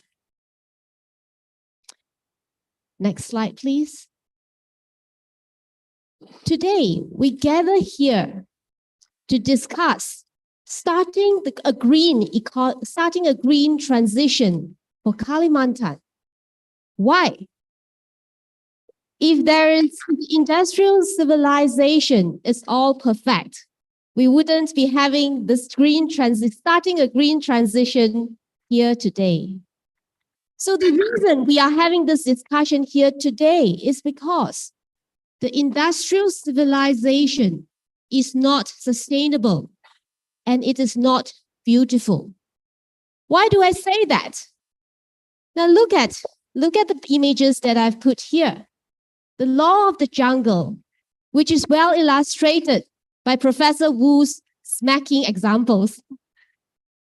The law of the jungle encourages people to use brute force and to use dominance to promote self-interest over the weaker people.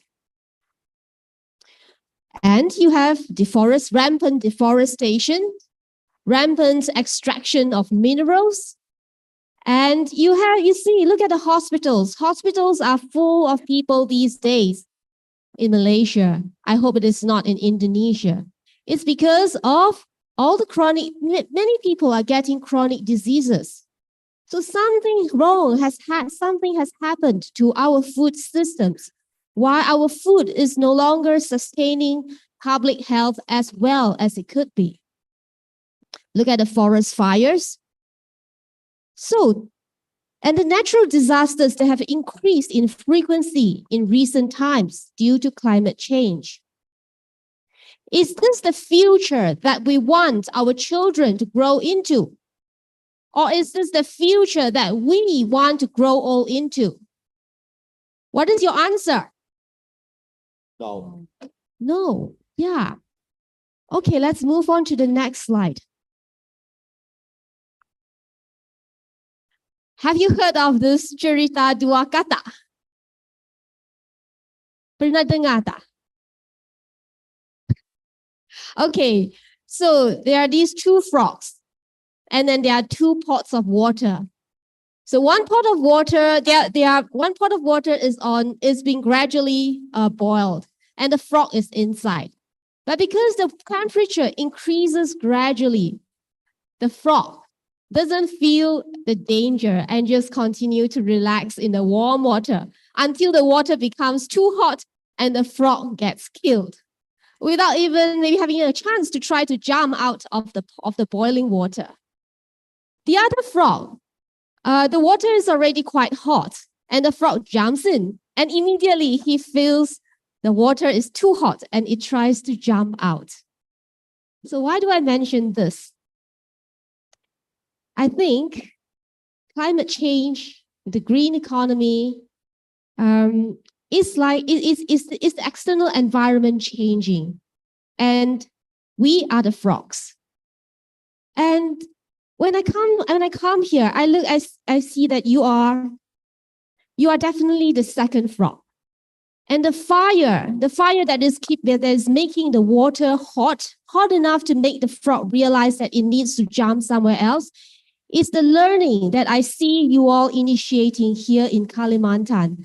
See the central bank, the public universities in Kalimantan coming together to organize education events like this to raise awareness about climate change, about green economy. That is the fire of knowledge. And when you have the fire of knowledge, you can see further and go faster than your peers who are not. And you can see the danger and go and jump from the danger sooner. So you are the latter frog. Next slide, please. There is this Chinese proverb that says that when you are living in times of peace, think about danger, which is what I see Kalimantan is doing. And if you think, you will be prepared. And when you prepare, there will be no danger. Next slide, please. So the industrial civilization is not sustainable, and we are moving towards a new civilization. What is that civilization? We can call it the ecological civilization. And as in the transition of civilizations, things, systems will begin to fall apart. And that's okay. Don't hold on to the old things that are no longer serving us and have actually done harm to us. We need to let them go and proactively build new systems. And when we build new ones, then we can let the old ones retire. So what are some of the systems that need rebuilding? I see three big ones. One is rebuilding of ecological systems. Number two, of ethical systems. And number three, of financial systems. Prof. Wu has touched on the financial system. The rest of my talk will cover the ecological and ethical systems. Next slide, please. Now, in building this ecological civilization, there are two things that we need to understand. One is, what is ecosystem? The ecosystem consists of not just us. It's us. There are other human beings in our ecosystem, as Prof. Wu mentioned, the indigenous people, other people who are outside of our family, outside of our country. And there are also the plants, the animals, the birds, the fish, the corals, the forests, the microbes in the soil. All these are living things that exist in our ecosystem. And when our understanding encompasses all of them, when we take any action, we will think about them. And we can be considerate about them, with them. And what is the relationship between all these different living beings in an ecosystem? The natural law has designed it to be a symbiotic relationship. All these different living beings actually do things that support and feed the other organisms in the ecosystem. We don't just live and produce things for ourselves. We live and produce things that support other things. And it is this cycle that keeps the cycle of life continuing to spin. This talk today is also an example of symbiosis. This talk didn't just come from me thinking of what to communicate with you. This talk has been shaped by the work that my colleagues and I have been doing, and shaped by the experiences and the sites that we have been seeing in Indonesia after we arrived last Monday. Brother Okatuk intentionally designed the itinerary to show us different aspects of Indonesia. The conversations that we have over meals, all these have shaped our understanding of this land, of the people, and helped shape the messages that we would like to communicate with you. And it is this, because of the symbiotic interactions, it is this that will keep our conversations alive and continuing. Okay, so there's one key thing. When we talk about vibrancy either exists in the entire ecosystem or it doesn't exist at all. So it wouldn't just exist in one part of it. So how do we know whether something embodies the principle of symbiosis? We look at the vibrancy, the radiance. For example, when a forest is clear felled, the trees die, the insects, the animals, the birds, the microbes, they lose their homes. Water pollution happens, soil erosion happens. And there is this thing called the butterfly effect, next slide, which means that little changes in an ecosystem will actually trigger other unexpected and larger changes to the ecosystem, to the future state of the system. Next slide, please. So clearly, this is not an example of symbiosis because all the other lives perished. It is an ecological disaster to all lives associated with this ecosystem. Apart from the loggers, who may appear to be vibrant for a while because they got a lot of money from selling the logs. All right, next one. Okay, the next concept that I would like to share with you has to do with climate justice.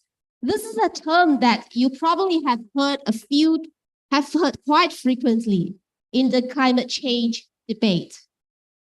There's often this debate as to whether most of the carbon dioxide up in the air, they have been emitted by the developed countries, by the Western countries. So why should developing countries be asked to take climate action to repair this damage? So should the developed countries be aiming to reach net zero earlier so that the developing countries can have more time to develop and reach net zero later? So these are the climate justice questions. And these discussions, they usually revolve around the two dimensions. One is the distributional justice. That is whether things are fair. Are the carrots equally distributed? For example, when you have contributed to 30% to a lot of the GDP of the country because you produce a lot of coal. And you'll be asking, are we getting enough for our local development? So, okay. So that's distributional justice. What is procedural justice? That is the process of interaction between human beings. When a decision is taken, it is sometimes not the favorite decision of a whole group of people. But this group of people can still go along with it, even though it's not their favorite decision. And that's because their leader has heard and acknowledged the inputs of each of them and eventually made the best decision for the group. So people can accept that. So when there's procedural justice, people stay together. And this one, these two on this plane is a human to human plane, human to human interaction. And you have that in your culture, which is the term of hablu mi nanas. That's what it is. Now, what is less discussed is actually the vertical dimension of climate justice. That is the relationship between man and heaven, man and God, or the law of nature that cannot be changed. It's like that. Are we doing justice to heaven? Are we doing justice to the natural laws that should be governing our earth? This is the question that we should be asking. And this is an empowering question because it doesn't try to ask, why are we paying for your faults? It asks ourselves, what can we do to improve our production systems, the way we live, the way we work, so that it is more aligned with the way of nature, with what religions teach us. And here you have the concept as the hablu minala. So this is actually something that Indonesia and Southeast Asian countries, cultures can contribute to the understanding of sustainable development in the world. Sustainable development is not something that is just the domain of Western and developed countries. Developing countries in the East, in Southeast Asia, have understanding that we can contribute to this debate, to this discussion. Next slide, please. Okay, what happens when countries do things that are not aligned with the law of nature? They will perish. Look at, even though civilizations that have once been very strong, if they go against the laws of nature, they will eventually fall. Let us look at the example of the Greek civilization. We know the Greek civilization gave us a lot of things. The Plato, Socrates came from that civilization, mathematics, medicine, and so on. Eventually, it fell. So what are some of the factors? Number one, loose coalition between the Greek city-states and the frequent fights for dominance between them. You hear about the Spartan Wars and the Persian Wars. And what does that teach us? It teaches us the importance of unity, which we have heard just now. And this unity it is unity, for example, within Indonesia and also within the region. And Professor Wu has explained what are the dangers, like if as a region, we don't try to increase our cohesion, we become more exposed to external powers who are trying to fight for their own interest. The second factor is the death of Alexander the Great. That is the greatest leader. So after the great leader died, the empire, the civilization gradually fell apart because even more fighting started within that empire. Now, what does that tell us? This tells us the importance of good public institutions. We need to build good public institutions so that when leaders change, the good that has been achieved can be continued by the institutions and not just die or dissipate together with the leader who died. Number three is the rise of Rome. So Rome actually took over, conquered the Greek Empire. So what this tells us is competition. Competition will always exist in our external world. And we need to remember that, and we need to improve ourselves so that we can compete with the rest of the world. And competition is is a law of nature as well. That is how nature evolves to become better. It is through competition. But here, you see, you can think of competition as the x-axis. We learn to compete, but it doesn't mean that we learn to be mean and cruel. There's another axis that we need to learn. It is learning to collaborate, learning to coexist peacefully with one another. And when you have these two in balance, human society will progress by leaps and bounds and will be sustainable. The fourth reason I think it is can we have the slide? It is the revolt of the lower classes in ancient Greek. Now, what this tells us is the importance of poverty alleviation and rural development when we build our new civilizations. Otherwise, they could be a factor for the fall. Next slide, please. Okay, now so what are some of the big opportunities that can lead to technology roadmaps that could lead to sustainable energy, medicine, health, employment, etc., that Southeast Asian countries can be creators of? I would like to share 3 examples of how these opportunities that are aligned with nature, and we know that when they are done well, they will improve national security and economy. It will uplift the working men and women, and it will also reduce carbon emissions on a large scale at the same time. Okay, the first one actually concerns regenerative agriculture. In my journey here, I hear that in Kalimantan, agricultural productivity is a challenge. And that's because, okay, actually I've used up my 20 minutes of airtime. The 3 examples that I would like to share with you is actually the importance of soil fertility, and the second concerns the hydrogen economy and the ports, which are important to you, and the third is actually the forest circular bioeconomy.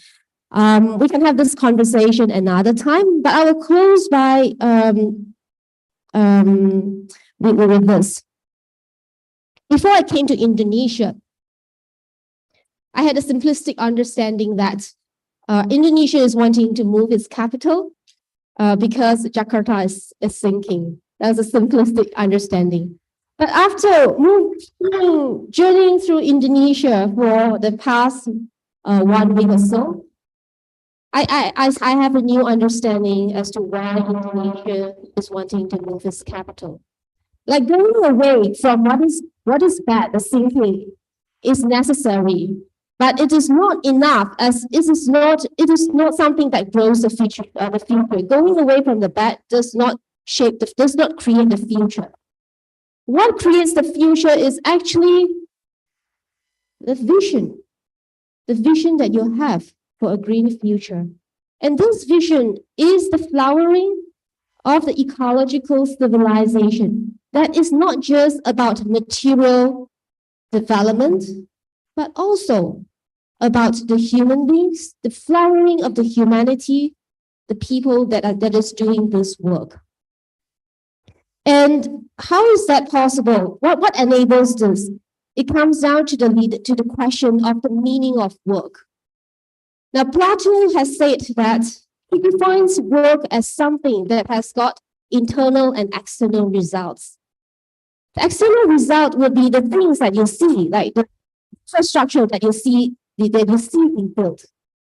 And the internal result is actually the internal growth of the men and women. These are the 2 products of a piece of work that is properly designed and properly deeply anchored. And what enables this kind of work? It is actually the care and growth leadership. It is true, and this care and growth leadership, it can be exercised anywhere, within a family, within an organization, between countries, between communities.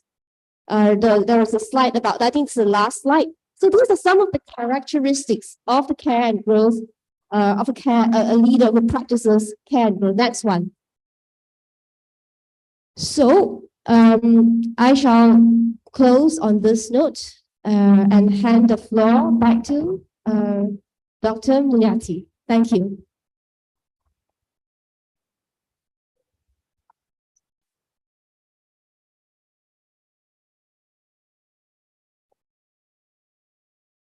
Makasih, Pak.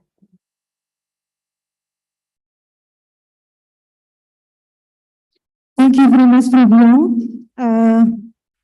Again, I would like to ask you to hold your questions, comment, or anything you would like to deliver to our previous speaker. For the last speaker, I would like to invite Pak Yuliando as our Bapeda, PLT Kepala Bapeda Provinsi Kalimantan Timur. Please, time is yours. Kasih. Assalamualaikum warahmatullahi wabarakatuh. Selamat siang dan salam sejahtera untuk kita semua. Saya mohon izin menyampaikan dalam bahasa Indonesia. Saya Inggris saya kalau saya sampaikan nggak paham semua nanti, Bu.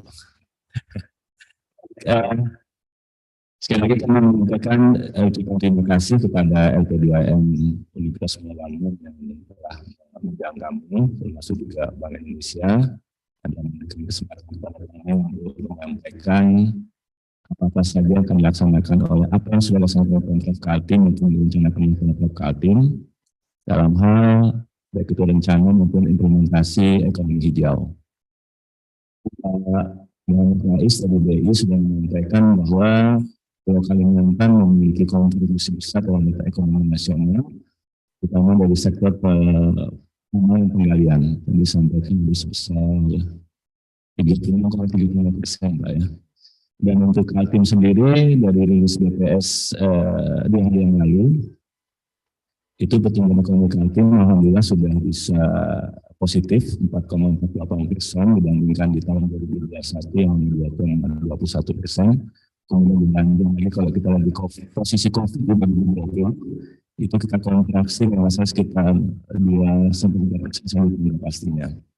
Dan tentunya ini menjadi hal yang apa ya, kita juga masih transformasi ekonomi kita kelihatannya dengan sektor penggalian dan pertambangan ini. Itu saya sebelum berbicara menyangkut rencana ke depan Kaltim seperti apa, saya ingin flashback dulu bagaimana ekonomi Kaltim ditopang sejak tahun 2000-an ya. Jadi memang Kaltim ini sudah dianugerahi sumber daya yang luar biasa, sehingga ekonomi kita sejak tahun 70 sampai dengan sekarang masih didominasi oleh sektor penggalian pertambangan.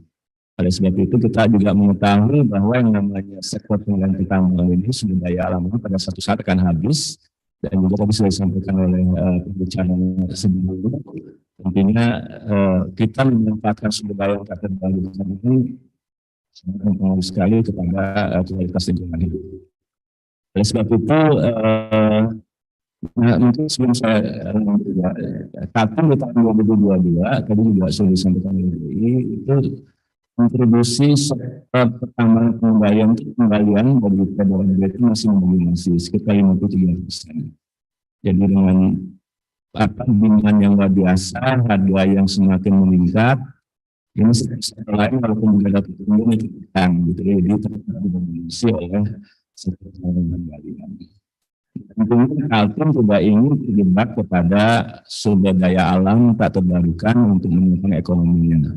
Nah, kami sudah merencanakan di dalam dokumen selanjutnya, nah, di dalam dokumen RPJP Kaltim pada 2008 kita sudah merencanakan transformasi ekonomi. Jadi kita sudah merencanakan bagaimana ekonomi Kaltim ke depan Terutama pada divisi Kaltim itu pendidikan masyarakat yang ada dalam sejarah dan pembangunan berkelanjutan. Sekarang ada pembangunan berkelanjutan. Tadi disampaikan pembicaraan sejarah itu sustainable development. Lalu pada divisi yang hidup kita ingin menunjukkan secara yang andal. Yang andal di sini artian kita tidak ingin bergantung kepada sumber daya alam tak terbarukan yang tentunya pada suatu saat akan habis. Di mana kita tahu periodisasi kayu sudah habis gitu ya, kemudian migas juga mungkin dalam waktu dekat juga akan habis. Kemudian batu bara memang diprediksi di tahun 2040 akan habis, tapi kalau kita melihat isu berkaitan dengan perubahan iklim, kemudian isu berkaitan dengan transisi energi, diperkirakan di tahun sebelum tahun 2030 itu permintaan akan batu bara akan semakin menurun. Nah, tentunya Kaltim harus mengantisipasi bagaimana ekonomi kita ini masih bisa bertahan. Lalu skema pembangunan kita, ekonomi kita ada tentu perlu mengarah ke SDA terbarukan, kemudian sektor pertanian, kedua perkebunan, kemudian perikanan, industri dan sebagainya. Jadi kita sudah mengarah ke sana. Nah, Bapak Ibu, kawan-kawan semua, memang sampai dengan saat ini di tahun 2022 itu kita masih didominasi oleh sektor penggalian. Bahkan di tadi sudah sampaikan kontribusi PDB sekitar 55%. Ini tentunya tidak baik bagi Kaltim karena ekonomi Kaltim semuanya sangat fluktuatif tergantung kepada permintaan dan harga. Tapi alhamdulillah di 2022 permintaan besar, harganya juga tinggi akibat daripada perang Ukraina Rusia, sehingga juga kebutuhan energi berkali dipenuhi oleh Indonesia, terutama dari sebenarnya kami sudah merencanakan bahwa pada saat kami menyusun berkenaan dengan transformasi ekonomi Kaltim, 2030 kita harapkan nanti sektor industri yang akan menopang ekonomi Kaltim. Kemudian di sektor pertambangan kita harapkan ya pertama tidak bisa kita hentikan, tetap berjalan, tetapi kita mencoba semakin lama kita turunkan ketergantungan kita kepada sektor penggalian. Di tahun 2030 itu bisa sekitar 15%. Jadi kita bisa sampai target masih sisa waktu itu bisa 8 tahun. Ya kita harapkan dengan adanya IKN di Kaltim ini juga bisa mendorong kecepatan ekonomi Kaltim ini tidak lagi bergantung pada SDA atau terbarukan. Selanjutnya. Nah, tentunya apabila kita ingin beralih kepada sektor sumber daya alam terbarukan, terutama dari energi fosil, kita akan beralih ke tentunya juga mengolah hasil-hasil dari SDA terbarukan. Kita juga berdasarkan Perda 1 tahun 2016 di dalam dokumen tata ruang Prof. Kaltim itu sudah mengalokasikan ruang untuk perkebunan itu sekitar 3 juta hektar, dan sementara ini yang sudah ada ditanam sawit itu lebih kurang hampir 1,4 juta hektar. Ini tentunya potensi yang bisa kita jadikan sumber pertumbuhan baru Kaltim. Tidak hanya kita nanti mengandalkan kepada CPO ini, tapi juga kepada walaupun memang kita sudah ada kawasan industri. Yang pertama dimulai itu khusus untuk pengolahan oleh chemical, kemudian juga di kawasan industri Kalimantan dan kemudian diberikan wisata di Kalimantan. Nah ini yang sangat menentukan sekali bahwa dalam Perpres 63 tahun 2022 kawasan ini ditetapkan sebagai super hub ekonomi IKN. Jadi tentunya ini sesuatu hal yang menggembirakan. Dan tentunya nanti kalau sudah ditetapkan sebagai super hub ekonomi IKN, sumber-sumber pendanaan dari APBN, kemudian juga dari IKN, itu bisa mempercepat pembangunan di kawasan industri ketika kawasan industri ini, sehingga juga bisa transformasi ekonomi Kaltim bisa lebih cepat dengan adanya IKN di Kalimantan Timur. Selanjutnya. Nah, tadi juga kita berbicara bagaimana pergerakan ekonomi ini tidak menyebabkan emisi gitu ya. Oleh sebab itu Kaltim sejak tahun 2011 itu sudah menetapkan atau sudah mendeklarasikan sebagai daerah hijau gitu, melalui Kaltim Green yang dicanangkan di tahun 2011. Dan ini tentunya sesuatu hal yang bagaimana kita juga mensupport pemerintah pusat dalam hal ini, bagaimana kita juga bisa menurunkan emisi sampai dengan 29%. Lanjut. Nah, Bapak Ibu mungkin juga bisa dilihat bahwa pembangunan hijau Kalimantan Timur itu memiliki 5 ciri gitu ya. Yang pertama pertumbuhan, nggak kebaca nih ya. Saya mesti pakai kacamata nih. Agak jauh.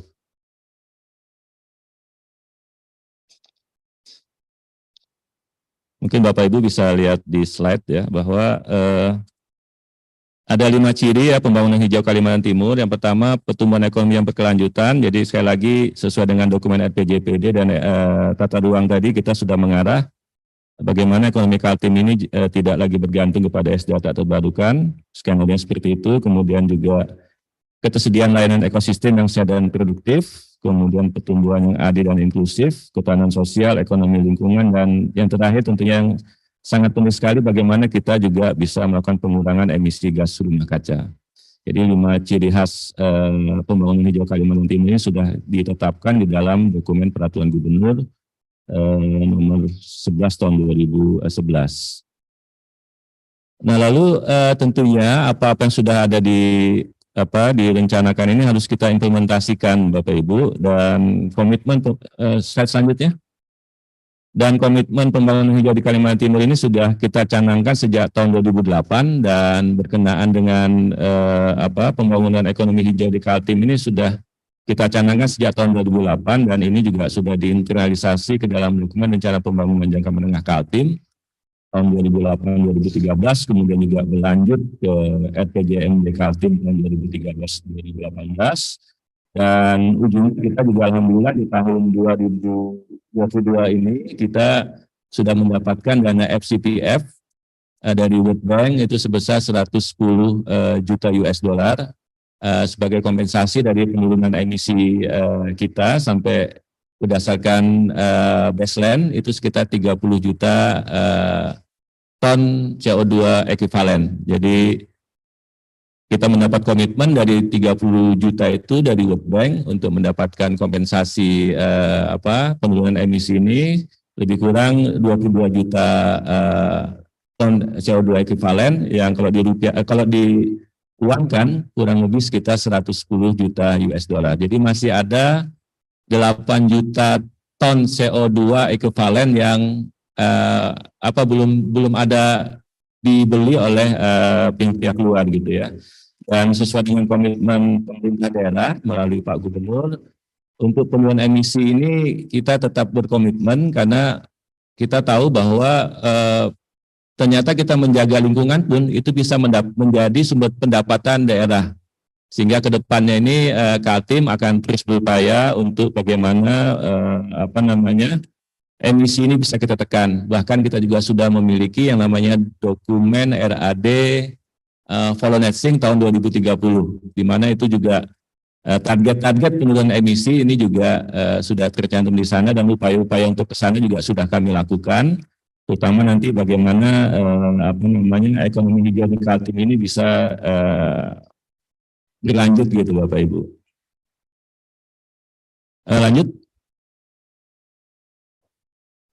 Nah, berkenaan dengan kelengkapan dokumen-dokumen mendukung pembangunan hijau tadi juga sudah saya sampaikan terkait dengan di dokumen rencana pembangunan jangka panjang daerah, kemudian juga rencana pembangunan jangka menengah daerah, termasuk juga di dalam dokumen tata ruang, ini semua sudah kita kita akomodasi ke sana berkenaan dengan pembangunan dari Kalimantan Timur.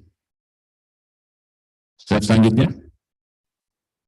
Nah, saya pikir Bapak Ibu, apa yang menjadi target kita berkenaan dengan ekonomi hijau, tentunya ada kaitannya juga penurunan emisi gas rumah kaca. Tadi sudah kami sampaikan bahwa Kaltim berdasarkan baseline yang sudah ditetapkan oleh kawan-kawan dari Kementerian LHK, itu sampai dengan di tahun 2020 ini kita sudah bisa menurunkan emisi sebesar 30 juta ton CO2 ekivalen. Dan ini sekali lagi dengan penurunan emisi ini tentunya semua komponen stakeholder itu mendukung bagaimana upaya-upaya kita menjaga lingkungan, kemudian juga upaya-upaya kita untuk menjaga hutan, terutama bagaimana juga kita mengurangi ketergantungan ekonomi kita berbasis lahan ini bisa kita terus kita lakukan. Maupun juga kita tidak bisa serta-merta untuk menghentikan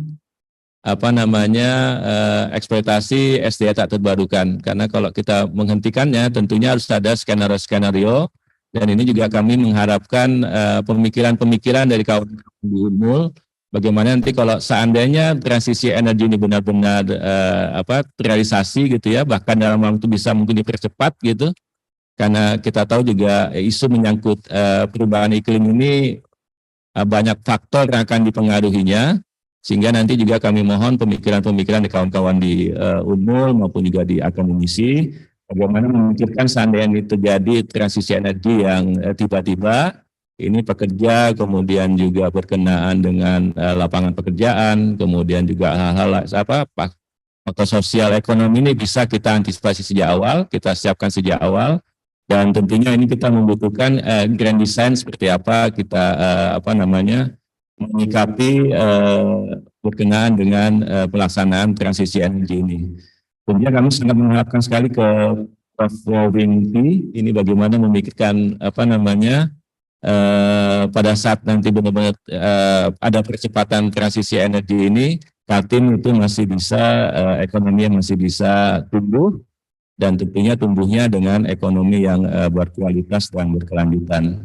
Nah, satu hal lagi yang ingin kami sampaikan bahwa saat ini Pemprov Kaltim sedang menyusun namanya dokumen rencana pembangunan daerah tahun 2024-2026. Ada 4 tujuan pembangunan di sana.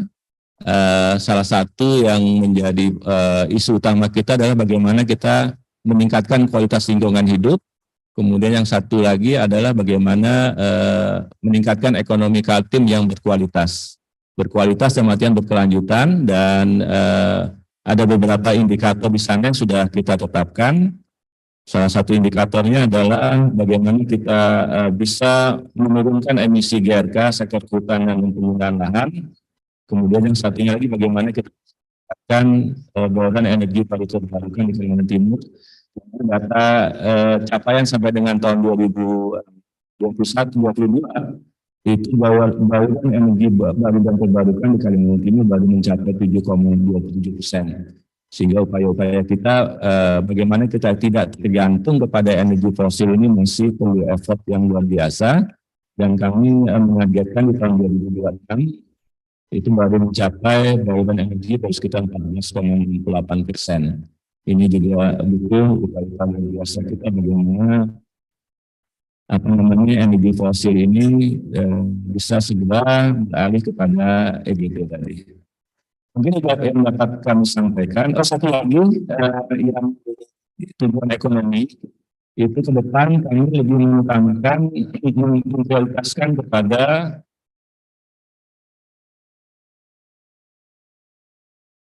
pertumbuhan ekonomi di non-migas dan batu bara. Jadi kita tahu bahwa yang namanya kontribusi pertambangan dan penggalian ini, walaupun kita tidak sentuh, dia akan terus tumbuh.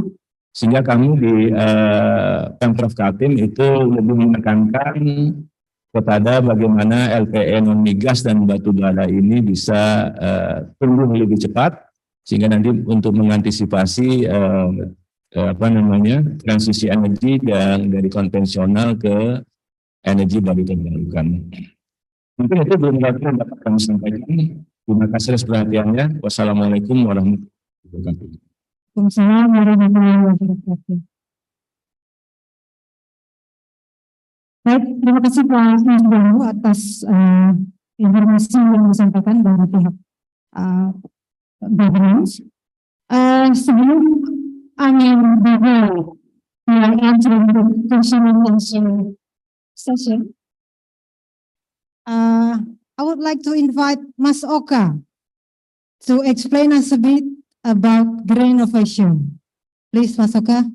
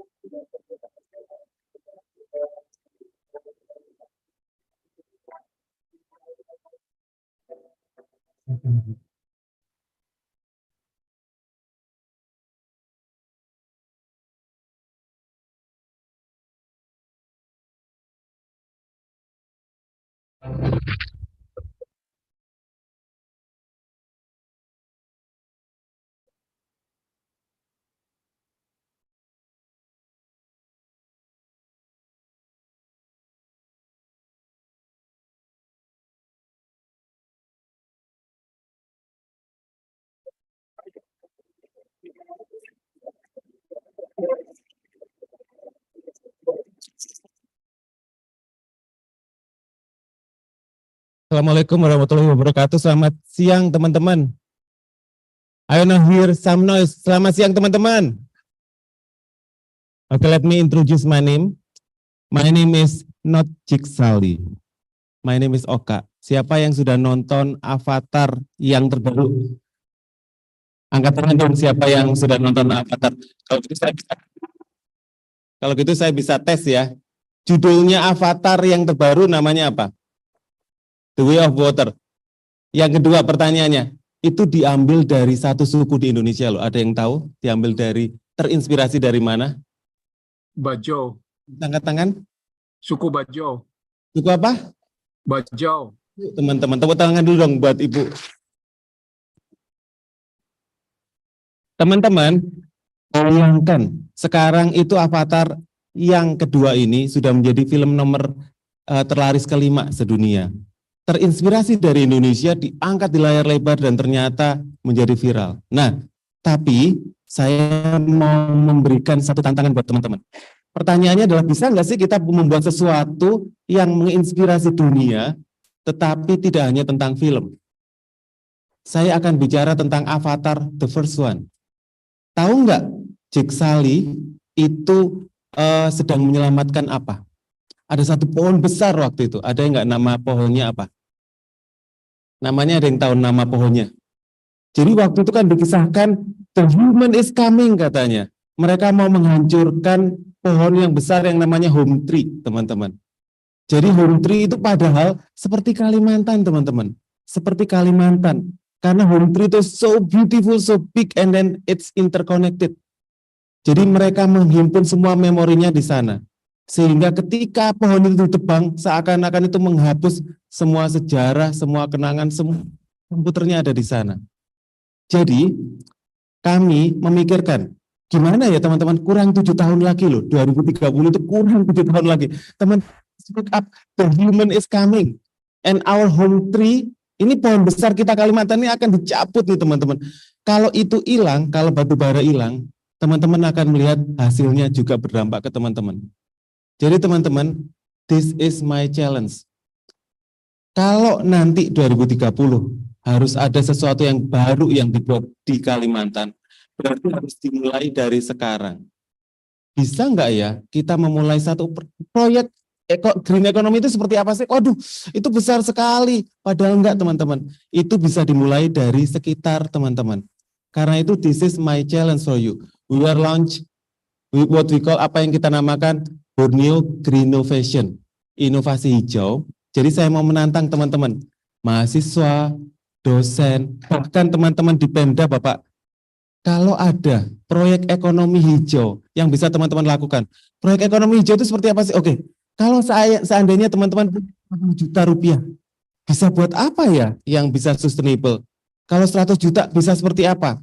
Harapannya teman-teman siapkan, teman-teman scan QR code ini bukan QR code WA saya ya, di scan aja, nanti kami akan kabari teman-teman di sana. We are going to challenge you, membuat satu proyek hijau, dengan ada beberapa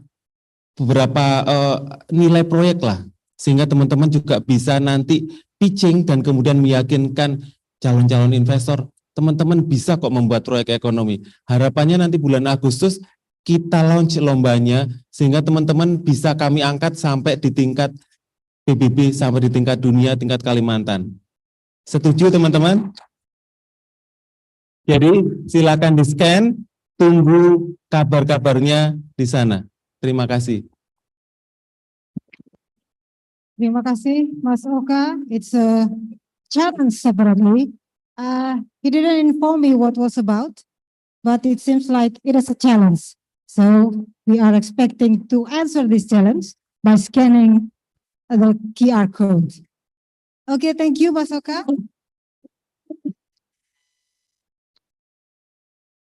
Now we are in the question and answer session. We have more or less 40 minutes. You can deliver your questions. Maybe we can divide the question by these 3 columns here in the audience. The left wings, the center wing, and the right wings. We have 1 there. For the first session, I need 3 questions. 2 from this right wings here, 2 in the center, and in the left.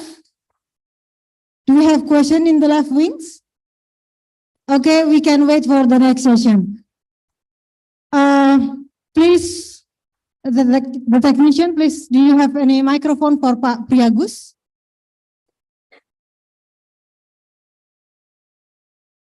Before you proceed, please address your name and to whom the question will be delivered to, please. Bismillahirrahmanirrahim. Assalamualaikum warahmatullahi wabarakatuh. Saya ingin bertanya dalam bahasa Indonesia, nanti kemudian diterjemahkan sama Ibu Moderator. Karena saya cinta dengan Indonesia, Indonesia.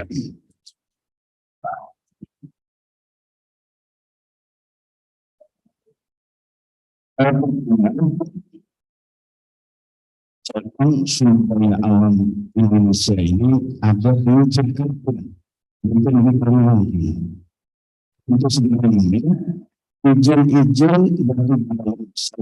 dari Jakarta. Struktur ekonomi Indonesia sekarang ini sudah masuk menjadi lembaga industri berdasarkan kontribusi BDRP sekarang. Dan dari sebutan negara industri bahwa ekonomi hijau tidak penting dan ekonomi itu dilakukan dari Jakarta Indonesia. Jadi seperti ini kalau struktur negara itu kalau menurut saya, karena secara sumber daya alam yang sumber yang sudah masuk dalam industri sekarang pasti 20% sekitar bisa kita cek sama-sama. Kalau saya yang kedua, Kalau kita bicara Kalimantan, Kalimantan terus karena yang paling besar kontribusi ekonomi Kalimantan itu adalah Kalimantan Timur. Kalimantan Timur nomor 1, nomor 2 Selatan, nomor 3 Barat, nomor 4 itu nomor 5 Utara. Dari Kalimantan bagus ekonomi. Indikator kualitas lingkungan Kaltim paling bagus. Kalau secara Kalimantan maupun nasional, rata-rata indeks kualitas lingkungan Kaltim sekitar 175 dan itu sekitar itu. Rata-rata indikator kualitas lingkungan sekitar 41. Lalu kalau indikator kualitas lingkungan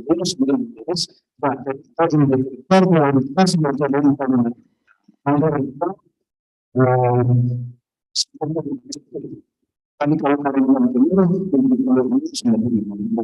itu lebih misalnya rata dari 2011 2019 61 yang lingkungan Kalimantan Timur maupun Kalimantan sudah bagus ya, sudah bagus. Jadi menurut saya sudah bagus. Kalau sudah bagus sudah diapakan? Nasional itu 6%. Sedangkan Kalimantan rata-ratanya sudah 17%. Kalimantan Timur 75-76. Tapi Kalimantan Timur ini memang sudah bagus. Kemudian berikutnya lagi, kalau kita lihat pendapatan per kapita Kalimantan Timur ini biasa dari pendapatan nasional, pendapat per kapitanya. Oleh sebab itu, kesimpulannya kalau mau membuat hijau Kalimantan, bukan investasinya, justru kapasitas ekonomi Kalimantan kecil karena apa? Ekonomi Kalimantan Timur ini menurut saya sudah pesimis. Kami betul-betul soal 3,5 kali dari pendapatan rata-rata nasional. Sehingga kalau ekonomi Kalimantan Timur ditambah seperti itu, hasil sekitar 65 juta per tahun per kapita. Hasil lebih besar dari nasional. Sehingga kalau ekonomi Kalimantan Timur lebih kecil, untuk menjadi miskin, itu bisa menjadi. Nah, karena rasanya ekonomi Kalimantan ini karena kapasitas yang terlalu besar, Bapak. Sementara yang sisi ini bisa dijelaskan dengan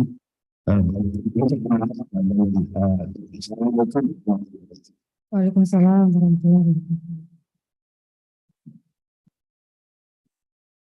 Maaf Pak Priagus, berarti pertanyaan ini ditujukan untuk seluruh speaker atau tertentu? Mungkin ada spesifik mau ditujukan? Oke, baik. Kalau yang terkait mesin tadi mungkin Bapak bicara mungkin itu bisa dimulai dari Kalimantan khususnya Kalimantan Timur. Terima kasih. Terima kasih Pak Priagus. Saya catat ada 3 pertanyaan.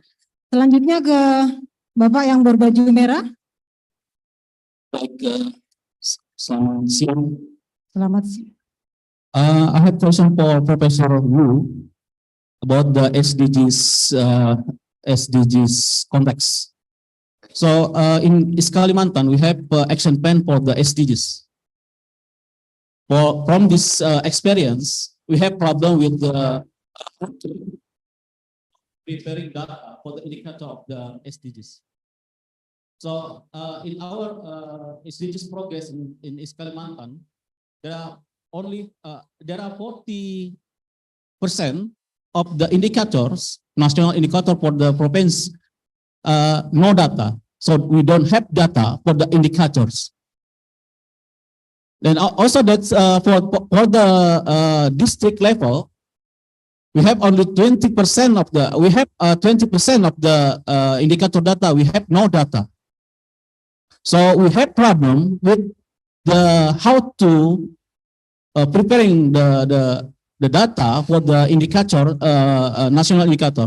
So I want to know from your experience, how to make the indicator program, the indicator for the national level or provincial level or district level. This is depend on the context of the country or what. So I want to know from you, Professor Wu. The second one, Kalimantan is we have climate change incentive that's the explained from the governments. So this year we have the $20 million from the World Bank, and maybe next year we have $100 million from the climate change program.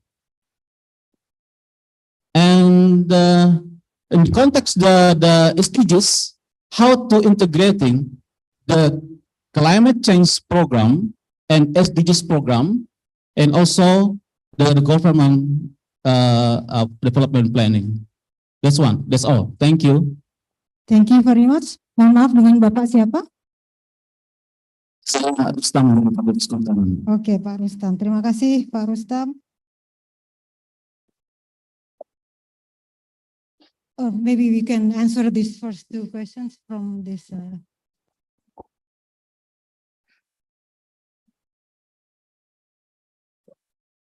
It's very powerful.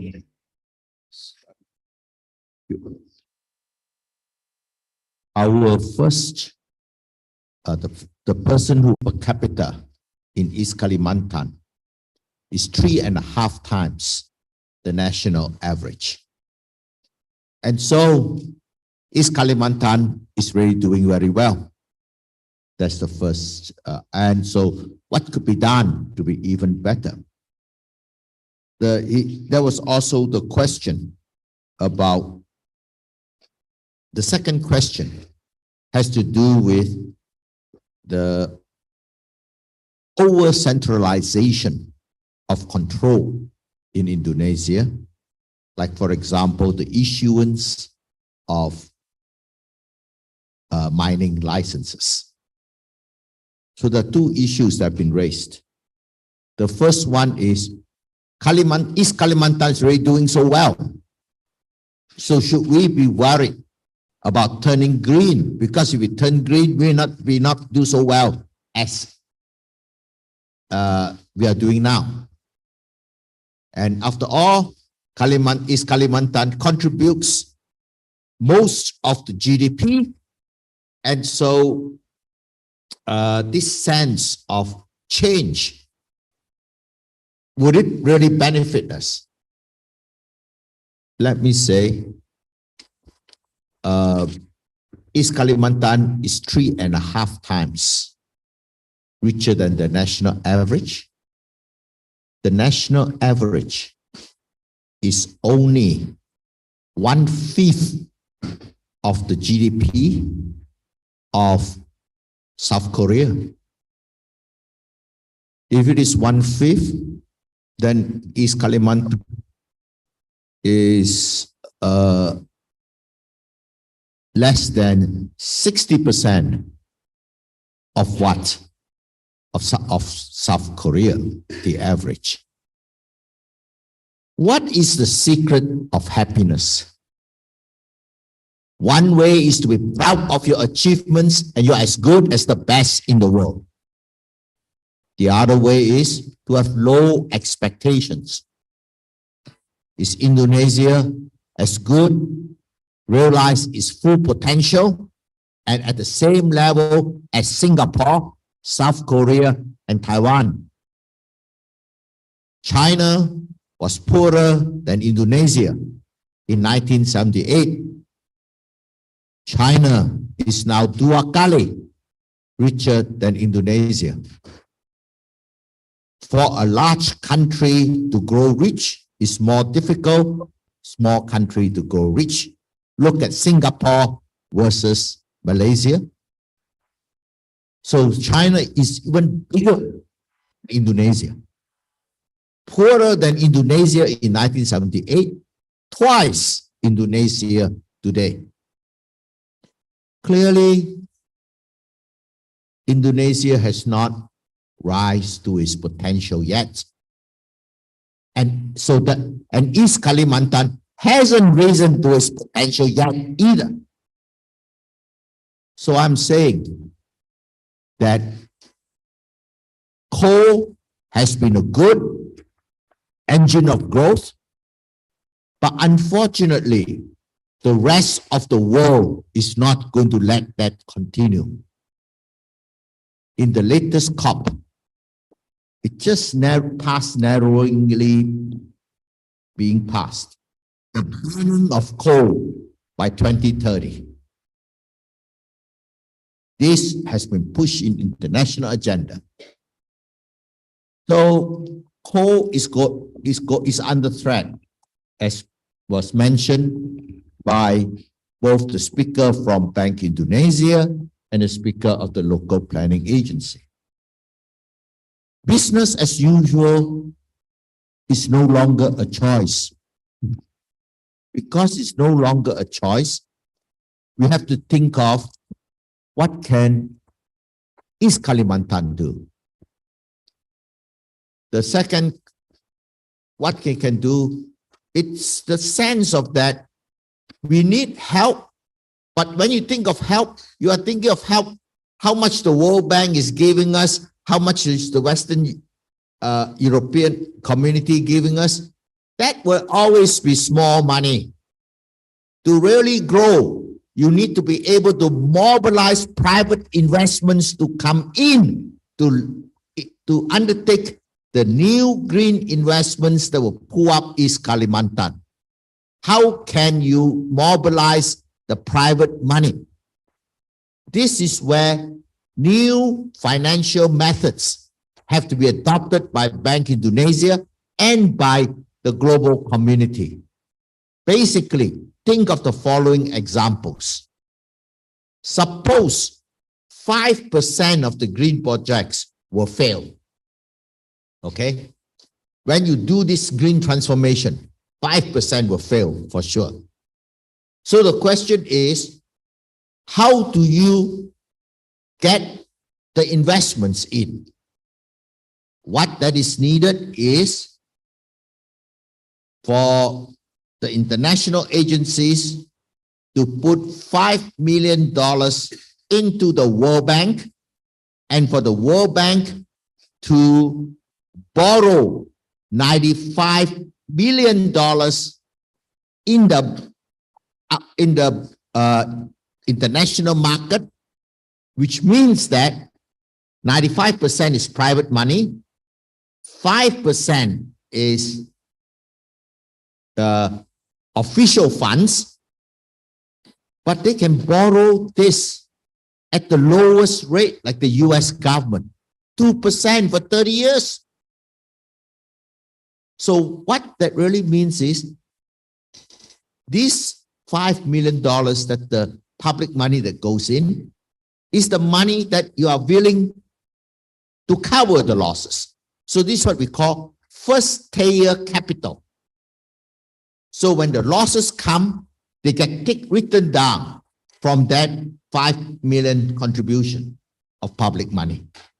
The other 95 million that was private money will be safely returned back to the private sector. So it means that with new thinking like this, we can mobilize the private sector to fully invest in Kalimantan. For example, Kalimantan has yet to reach its potential as an energy exporter. When you think of energy export, you are thinking of coal. You should think of solar power. Why? The amount of solar power potential in Kalimantan is much greater than the potential of coal. Coal mining will go out. We will exhaust coal, but the sunshine will never be exhausted. But how can you turn the solar energy potential into income for the general public? You've got to be able to export it. How do you export solar energy? One is a regional power grid. Two, Singapore. Singapore has all these investments, which has to be specifies they need green energy. Suppose the power grid is a difficult thing to takes time to build. What can be done in the short run? Excess solar power can be used to electrolyze water to turn it into H2O and hydrogen. And the other way is to put it in a battery. But putting the extra energy in battery is very inefficient, because you buy battery, you put it in your home, after a while become lemah, it becomes weak, lose power. Whereas if you change it into hydrogen, you can export it as fuel. So in other words, replace coal with hydrogen, with solar power, and that hydrogen can be created by hydropower as well. And there'll be new designs of turbines that will no longer require us to build the old-fashioned dams that are ecologically destructive. So yes, East Kalimantan will continue to be a leader of energy supply that will enrich itself, but it will be of new kinds of energy. Coal was good, but not sustainable. Mobilize the solar energy prospect. Look at the amount of land, the area space of Kalimantan. Kalimantan is at least 3 times bigger than Malaysia. Every home, the roof is a solar collector. So I think that, but how do you get the private investments to come in to do it? This is where Bank Indonesia has to take the leadership in coming up with ways of crowding in the private investment through things like making government capital the first tier capital in the lending of in financial packaging.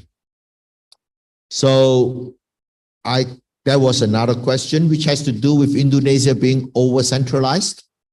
I would say Indonesia today is a lot centralized than under the time of President Suharto. One thing that was done right after the fall of Suharto was decentralization of Indonesia, which allowed multiple center of policy initiatives, because each of the local governor has to think of ideas to develop his province in order to be re-elected. If one governor got a good idea, the governors all over Indonesia will say and say, I can do it better. Look at the example of Surabaya in city management on other cities in Indonesia. Right? The clean streets, the public transportation. So decentralization has come to Indonesia. And the question is it enough? Well, certainly big improvement from before. Otherwise, someone like Pak Jokowi would never be president today. He had a chance to perform in Solo. That allows him to go to Jakarta, and he performed in Jakarta, and now he's the president of the country. Tetapi di Malaysia, we have much more centralized than Indonesia.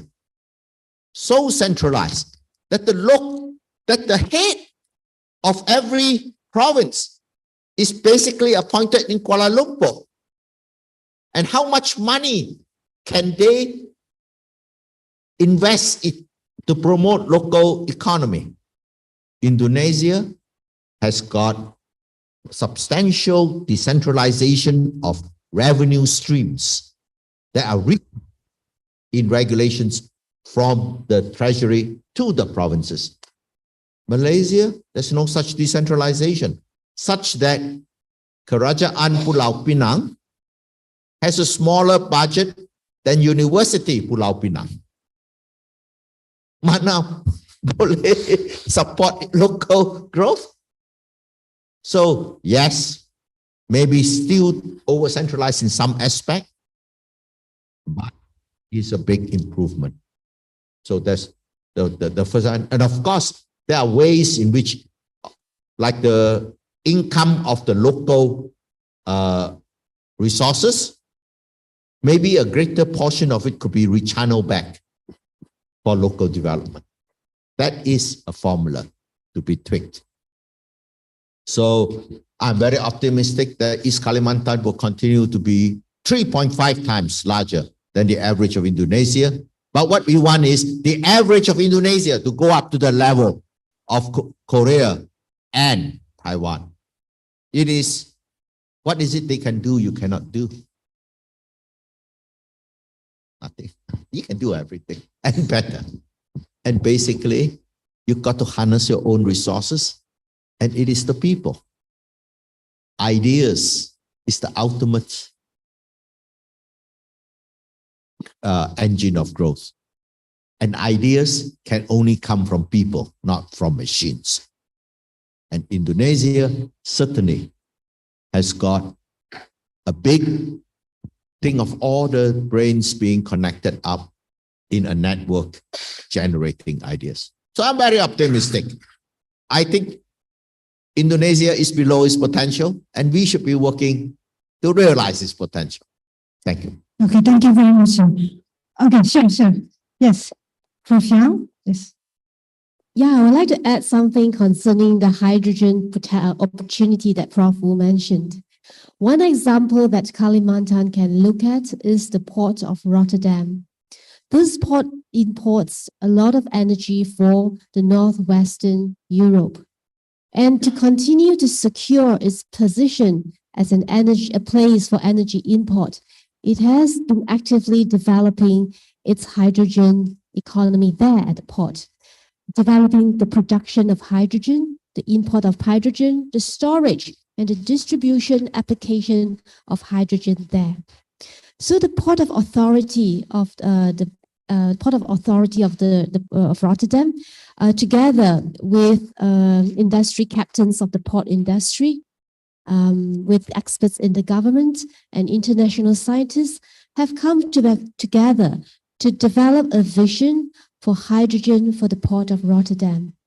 So what Kalimantan could do is actually to draw together the experts to develop an international perspective of hydrogen for selected ports in Kalimantan, because some of these ports could become hydrogen hubs for this region. Thank you. Back to you. Okay, thank you very much. Pak Yusuf, silakan. Ya, baik, terima kasih. Berkenaan dengan apakah Kaltim ini obesitas atau tidak, saya pikir ya kalau kita melihat kondisi Kaltim sekarang, ya berbicara menyangkut PDRB ini kan tahun 2021 tempo hari kalau nggak salah sudah 600 triliunan, Pak. 640 triliunan. Kemudian di 2022 data di triwulan 3 kemarin kalau nggak salah sekitar hampir sama dengan data PDRB di tahun 2021. Dan mungkin di triwulan 4, artinya triwulan 4 tahun 2022, saya belum mendengar rilis dari BI, tapi kami meyakini pasti mendekati angka 700 sampai 800 mungkin pada Kaltim, apalagi dengan posisi kebutuhan energi ini banyak ditopang oleh Kaltim. Nah, saya sependapat sekali bahwa kebijakan berkenaan dengan SDA memang ini semua ada di pusat, Pak. Kita nggak punya lagi kewenangan berkenaan dengan izin-izin pertambangan, migas itu sudah tidak ada sama sekali ya kewenangannya. Sehingga dengan demikian memang kebijakan-kebijakan berkenaan dengan pemanfaatan SDA ini semua ada di pemerintah pusat. Nah, tadi juga disampaikan bahwa ya benar Pak, bahwa memang PDRB per kapita Kaltim ini 3,5 kali dari 3 kali ya. 3 kali dari nasional. Ya, saya sependapat itu Pak, bahwa kan kalau dibandingkan dengan regional Kalimantan, ya Kaltim memang lebih tinggi, lebih besar gitu ya. Dan kalau kita lihat data di tahun 2021 itu PDRB per kapita di Kaltim itu sebesar 182 juta. Kemudian kalau nasional 62 juta, jadi ya kurang lebih 3 kali lipat PDRB per kapita Kaltim dibandingkan nasional. Kemudian yang kedua itu adalah Kalsel. Ini di 155 juta PDRB per kapita. Nah, berkenaan dengan tadi apakah berkenaan dengan ekonomi hijau ini apakah dimulai di Pulau Kalimantan atau khususnya di Kaltim atau itu di nasional, saya pikir ya kami tetap berpendapat bahwa yang namanya transisi atau transformasi ekonomi melalui ekonomi hijau, saya pikir ya tetap dilakukan di Kaltim, Mbak. Karena kalau kita hanya mengandalkan kepada sektor-sektor yang SDA tak terbarukan, tentunya ini kan pada suatu saat kan habis. Kemudian juga ekonomi Kaltim kita nggak tahu kemana nanti kalau kita tidak menyiapkan transformasi ekonomi.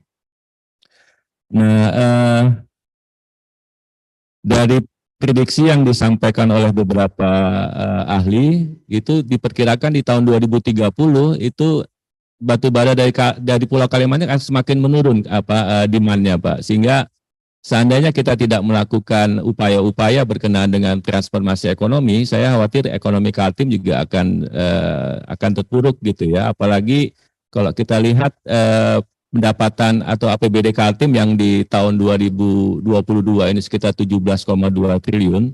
Memang kalau kita lihat dari sisi kemandirian fiskal, Kaltim sudah lumayan nih Pak, sekitar 58%. Dan diperkirakan di tahun 2026 APBD Kaltim kurang lebih hampir 20 triliun, Mbak. Nah, seandainya tadi keinginan Bapak untuk melakukan kapasitas ekonomi Kaltim diperkecil, saya juga khawatir nanti dari sisi dana bagi hasil ke daerah ini juga akan bisa turun, dan di posisi DPAD pun dengan semakin membesarnya pajak bahan bakar kendaraan bermotor, apabila ingin kita memperkecil kapasitas ekonomi Kaltim dari sisi SDA tak terbarukan, saya juga khawatir ini juga akan menurunkan pendapatan Kaltim, Pak. Dari sisi APBD-nya nanti juga akan mengurangi pelayanan kepada masyarakat. Jadi ini sekali lagi ini perlu kita pikirkan bersama-sama apakah dan sekali lagi kembali lagi ini merupakan kebijakan pemerintah pusat. Jadi sekali lagi Kaltim, Pemprov Kaltim dari sisi membuat kebijakan pemanfaatan SDA terutama sektor energi ini, kami tidak bisa membuat kebijakan-kebijakan terkait dengan bagaimana kita mengurangi kapasitas ekonomi Kaltim, terutama pemanfaatan SDA SDA tak terbarukan tadi. Mungkin itu Bu moderator, terima kasih. Okay, baik, terima kasih. You would like to add some more? Yes, can I add something relevant? Oh, yeah. It relates to the sentiment of the gentleman in the red shirt saying that the green transition should why start in Kalimantan? Why not start in Jakarta first? If you see that this is a delicious meal, wouldn't you want to eat it first? Would you ask other people, why don't you try it first?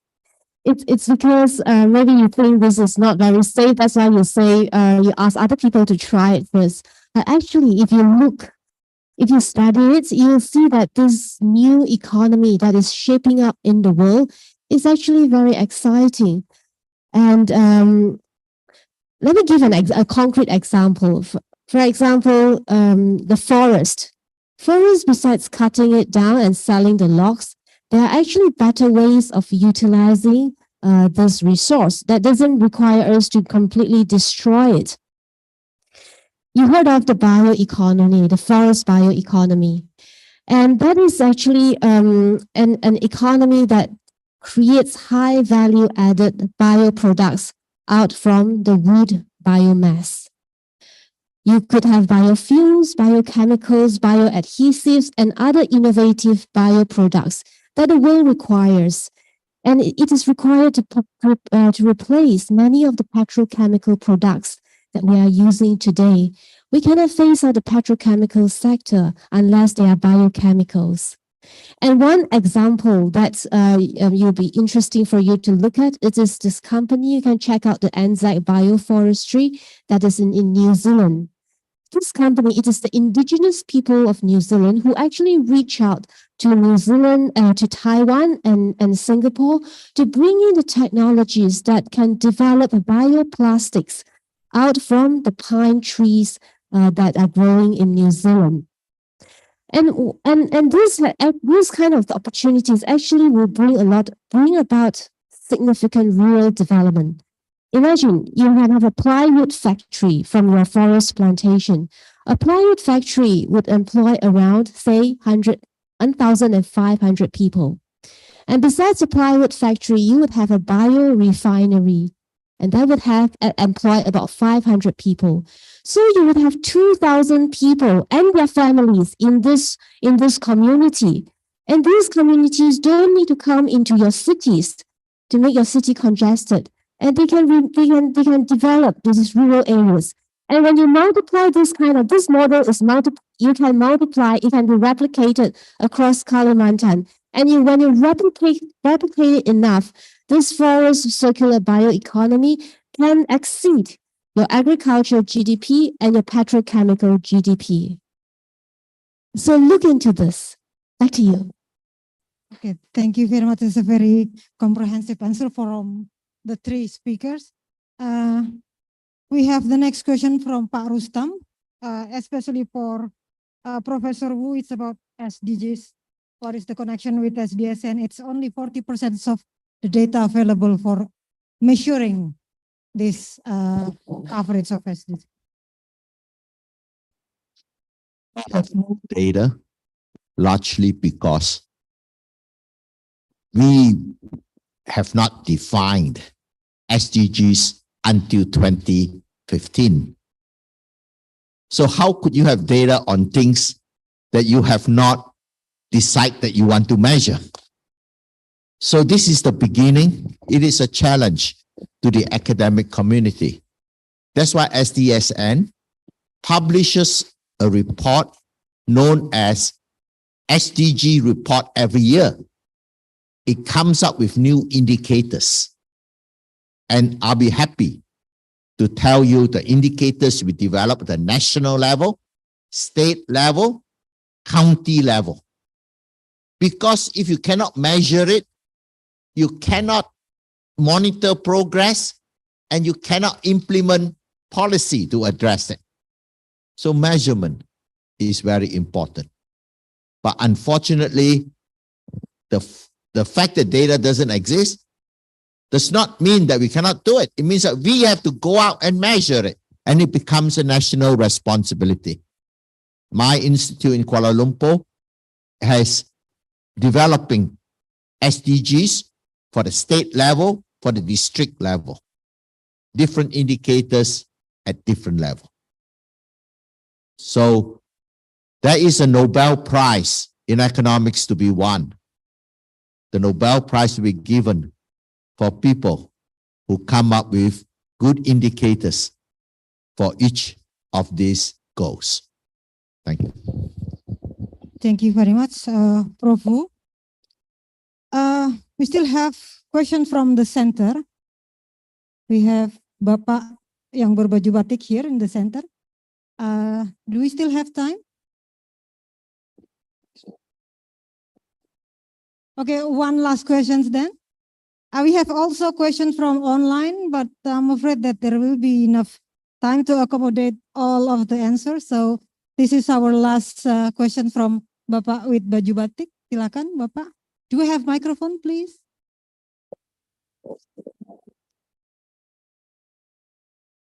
We started quite a bit late, so we have to manage the time properly, I'm afraid. Terima kasih.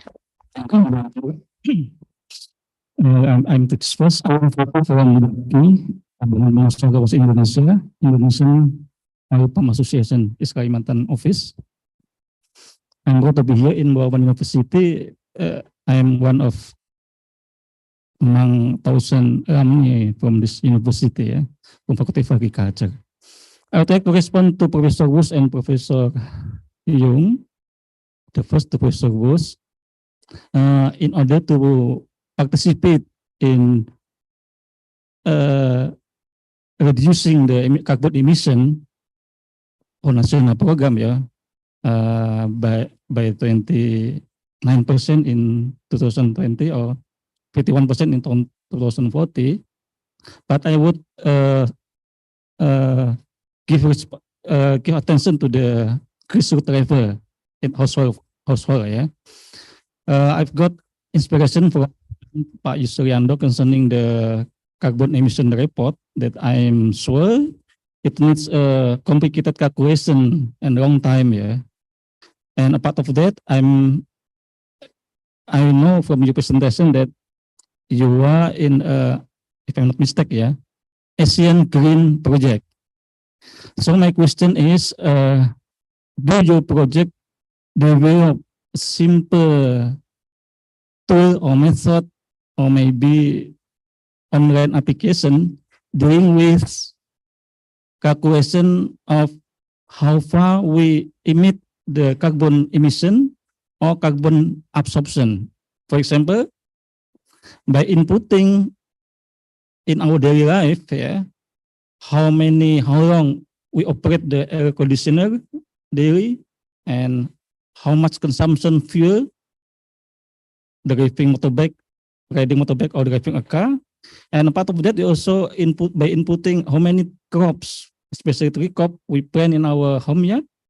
Then the instrument will tell us that whether we are deficit or surplus with the carbon emission or absorption. It means that by knowing that, we could participate whether we need to plant more trees or reducing the emission of carbon. So my question, do your project develop this project on this instrument or not? Yeah. Secondly, to Professor Yung, just simple question. Do you have any, let's say, magic formula yeah, to increase the content of whether macro or micronutrient in the organic material? Because in our business methods, we use both organic and inorganic fertilizers. Yeah, because the problem is if using more organic fertilizers, the content of micro or micronutrients is lesser than inorganic. So if you have any formula or suggestion in order to increase the micro or micronutrient in the organic material. That's all from my side. Thank you. Okay, thank you very much, Prof. Wu.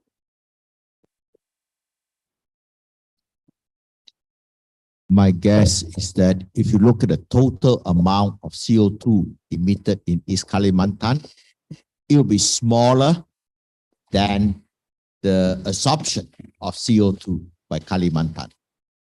So it has, my guess is that most likely it's a negative CO2 emitter. But what it means is here's a chance to sell carbon credit to the rest of the world. That simple answer turns out to be wrong. Do you know why? It's because the things that Kalimantan produces, the coal, creates CO2 in other parts of the world. So take responsibility of that CO2 when the coal is burned. The country that produces it or the location where it is burned. So depending on how one shifts the blame, you could say that East Kalimantan is a positive emitter rather than negative. But given the fact that coal is going to be banned in the future, which is why there's a need to change, I see that the potential for selling carbon credit to the rest of the world. And the carbon credit does not only come from the forest, it also comes from the soil, the mangrove swamp. And I also see the new economy, as I've said before, from the export of green energy. Because aeroplanes in the future will be powered by hydrogen. Ships in the ocean will have to be powered by hydrogen. There cannot be electric planes because we don't have a battery big enough to put on the plane. And same thing with ships. So convert the solar energy into hydrogen, and you will definitely be a negative emitter for the whole country. Thank you. Thank you for your question. So the question is how to increase macronutrients and NPK in the soil. I would like to invite you to consider the microbial approach to it. Microbes can help to capture the nitrogen from the air, fix the nitrogen for the use of the plants. And some microbes can also solubilize the phosphorus and the potassium already in the soil for the plants' use. Sometimes in a region where there is high P and K, but the farmers are still putting a lot of inputs of P and K into the ground. Why? It's because these P and K are trapped in a form that cannot be used by the plants. So this comes back to the question that I didn't have a chance to elaborate just now as to what is soil fertility. Common understanding is that soil fertility is something that you pour out of the bag. You pour the NPK from the bag into the soil. But actually, no, soil fertility is not something that you pour out of a bag. Soil fertility needs to be understood as the microbial ecosystem that is in the soil. This is a living ecosystem that will process the nutrients required by the plants into a form that can be absorbed by the plants. So let us remember this and see how we can improve soil fertility by seeding microbes in the soil.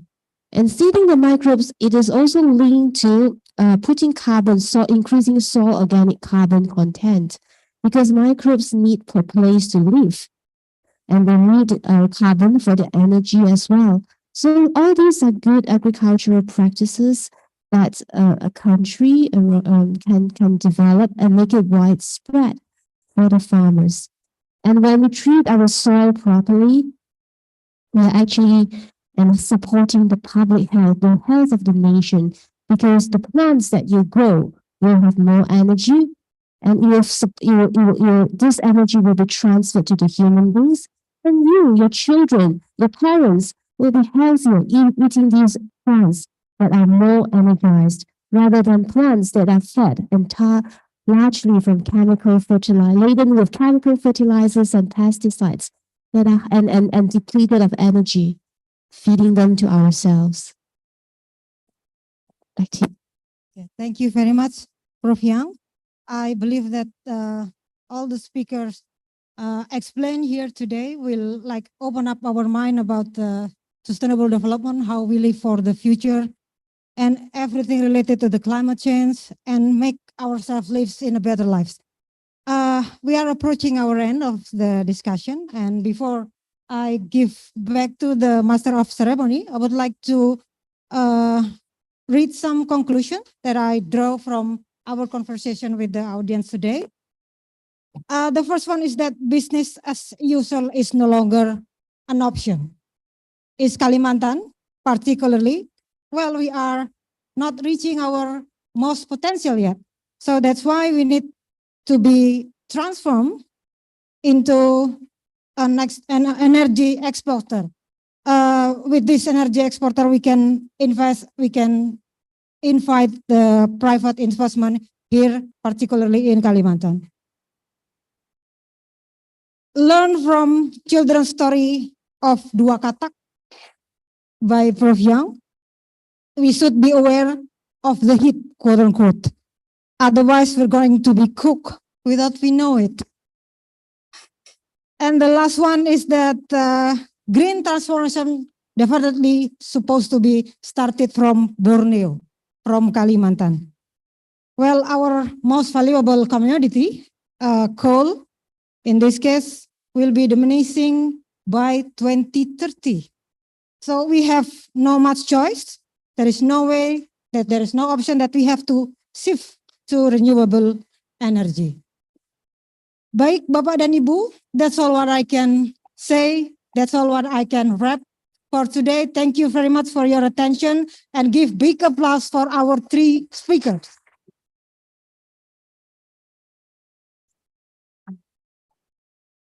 Terima kasih Bapak Ibu sekalian. Saya kembalikan ke Mas MC. Should we stay here or how is it going to be?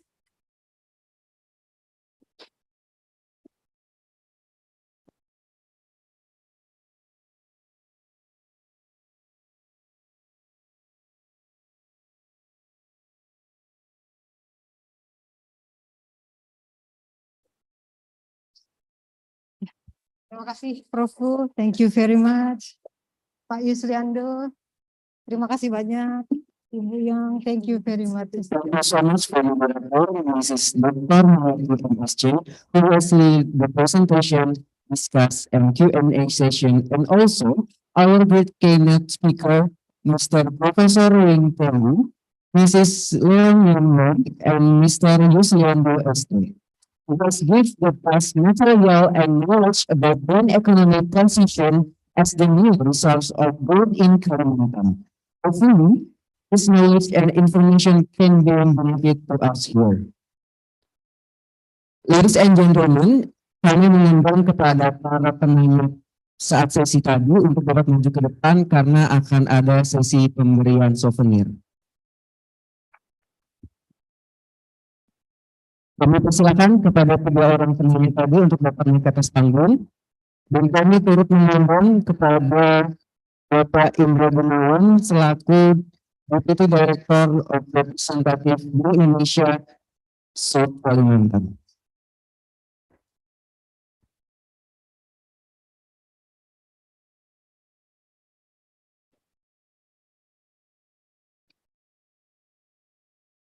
Boleh? Di tengah, Bapak.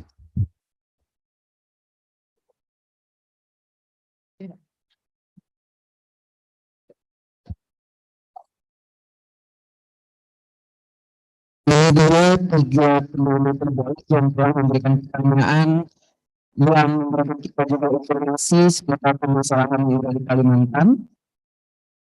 Untuk souvenir pertama akan diberikan langsung oleh Bapak Indra Gunawan. Silakan Bapak. Boleh menghadap ke kamera, Pak. Untuk pertanyaannya, para hadirin sekalian, souvenir yang kedua akan kita berikan langsung kepada penanya yang ketiga tadi.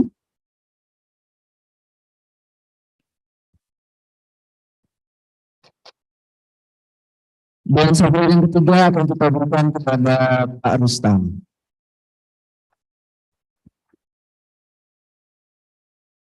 Boleh foto sekali lagi Bapak.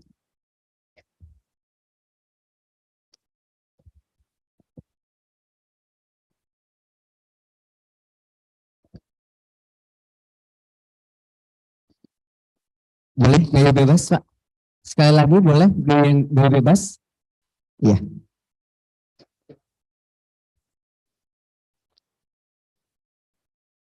Iya. Mantap sekali Bapak.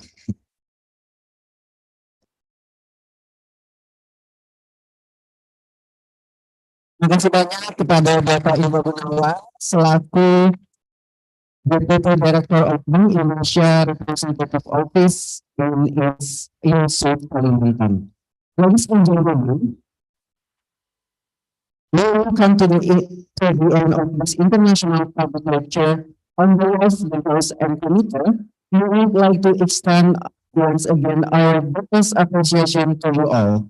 Thank you for the all company that has been supporting this international public lecture, and also thank you for the all participant who has been present here offline and online on YouTube live streaming Bank Indonesia Council and Zoom meeting University.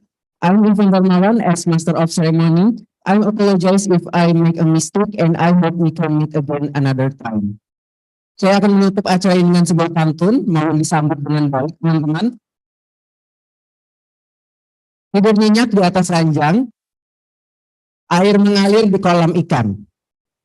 Acara saya memang panjang, walau panjang tapi menyenangkan. Siang hari makan kuaci, makan bareng sama ibu terkasih. Cukup sekian acara hari ini.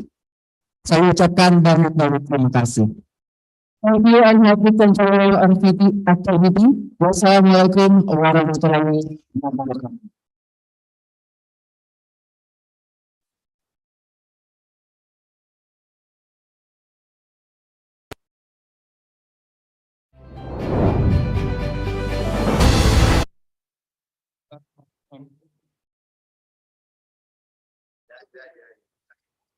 Pada para peserta sekalian yang tidak meninggalkan sampai ini, dan silakan untuk mengambil hidangan makan siang yang telah kami sediakan di luar.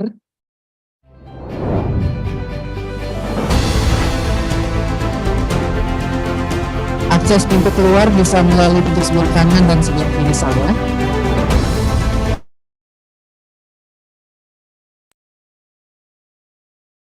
Teman-teman mahasiswa kiri saya ya, di sebelah sini teman-teman mahasiswa. Kita sudah menyempatkan waktu dan pikiran untuk sama-sama mendengarkan tentang incremental session in Kalimantan dengan taraf kegiatan internasional kita pada tahun ini.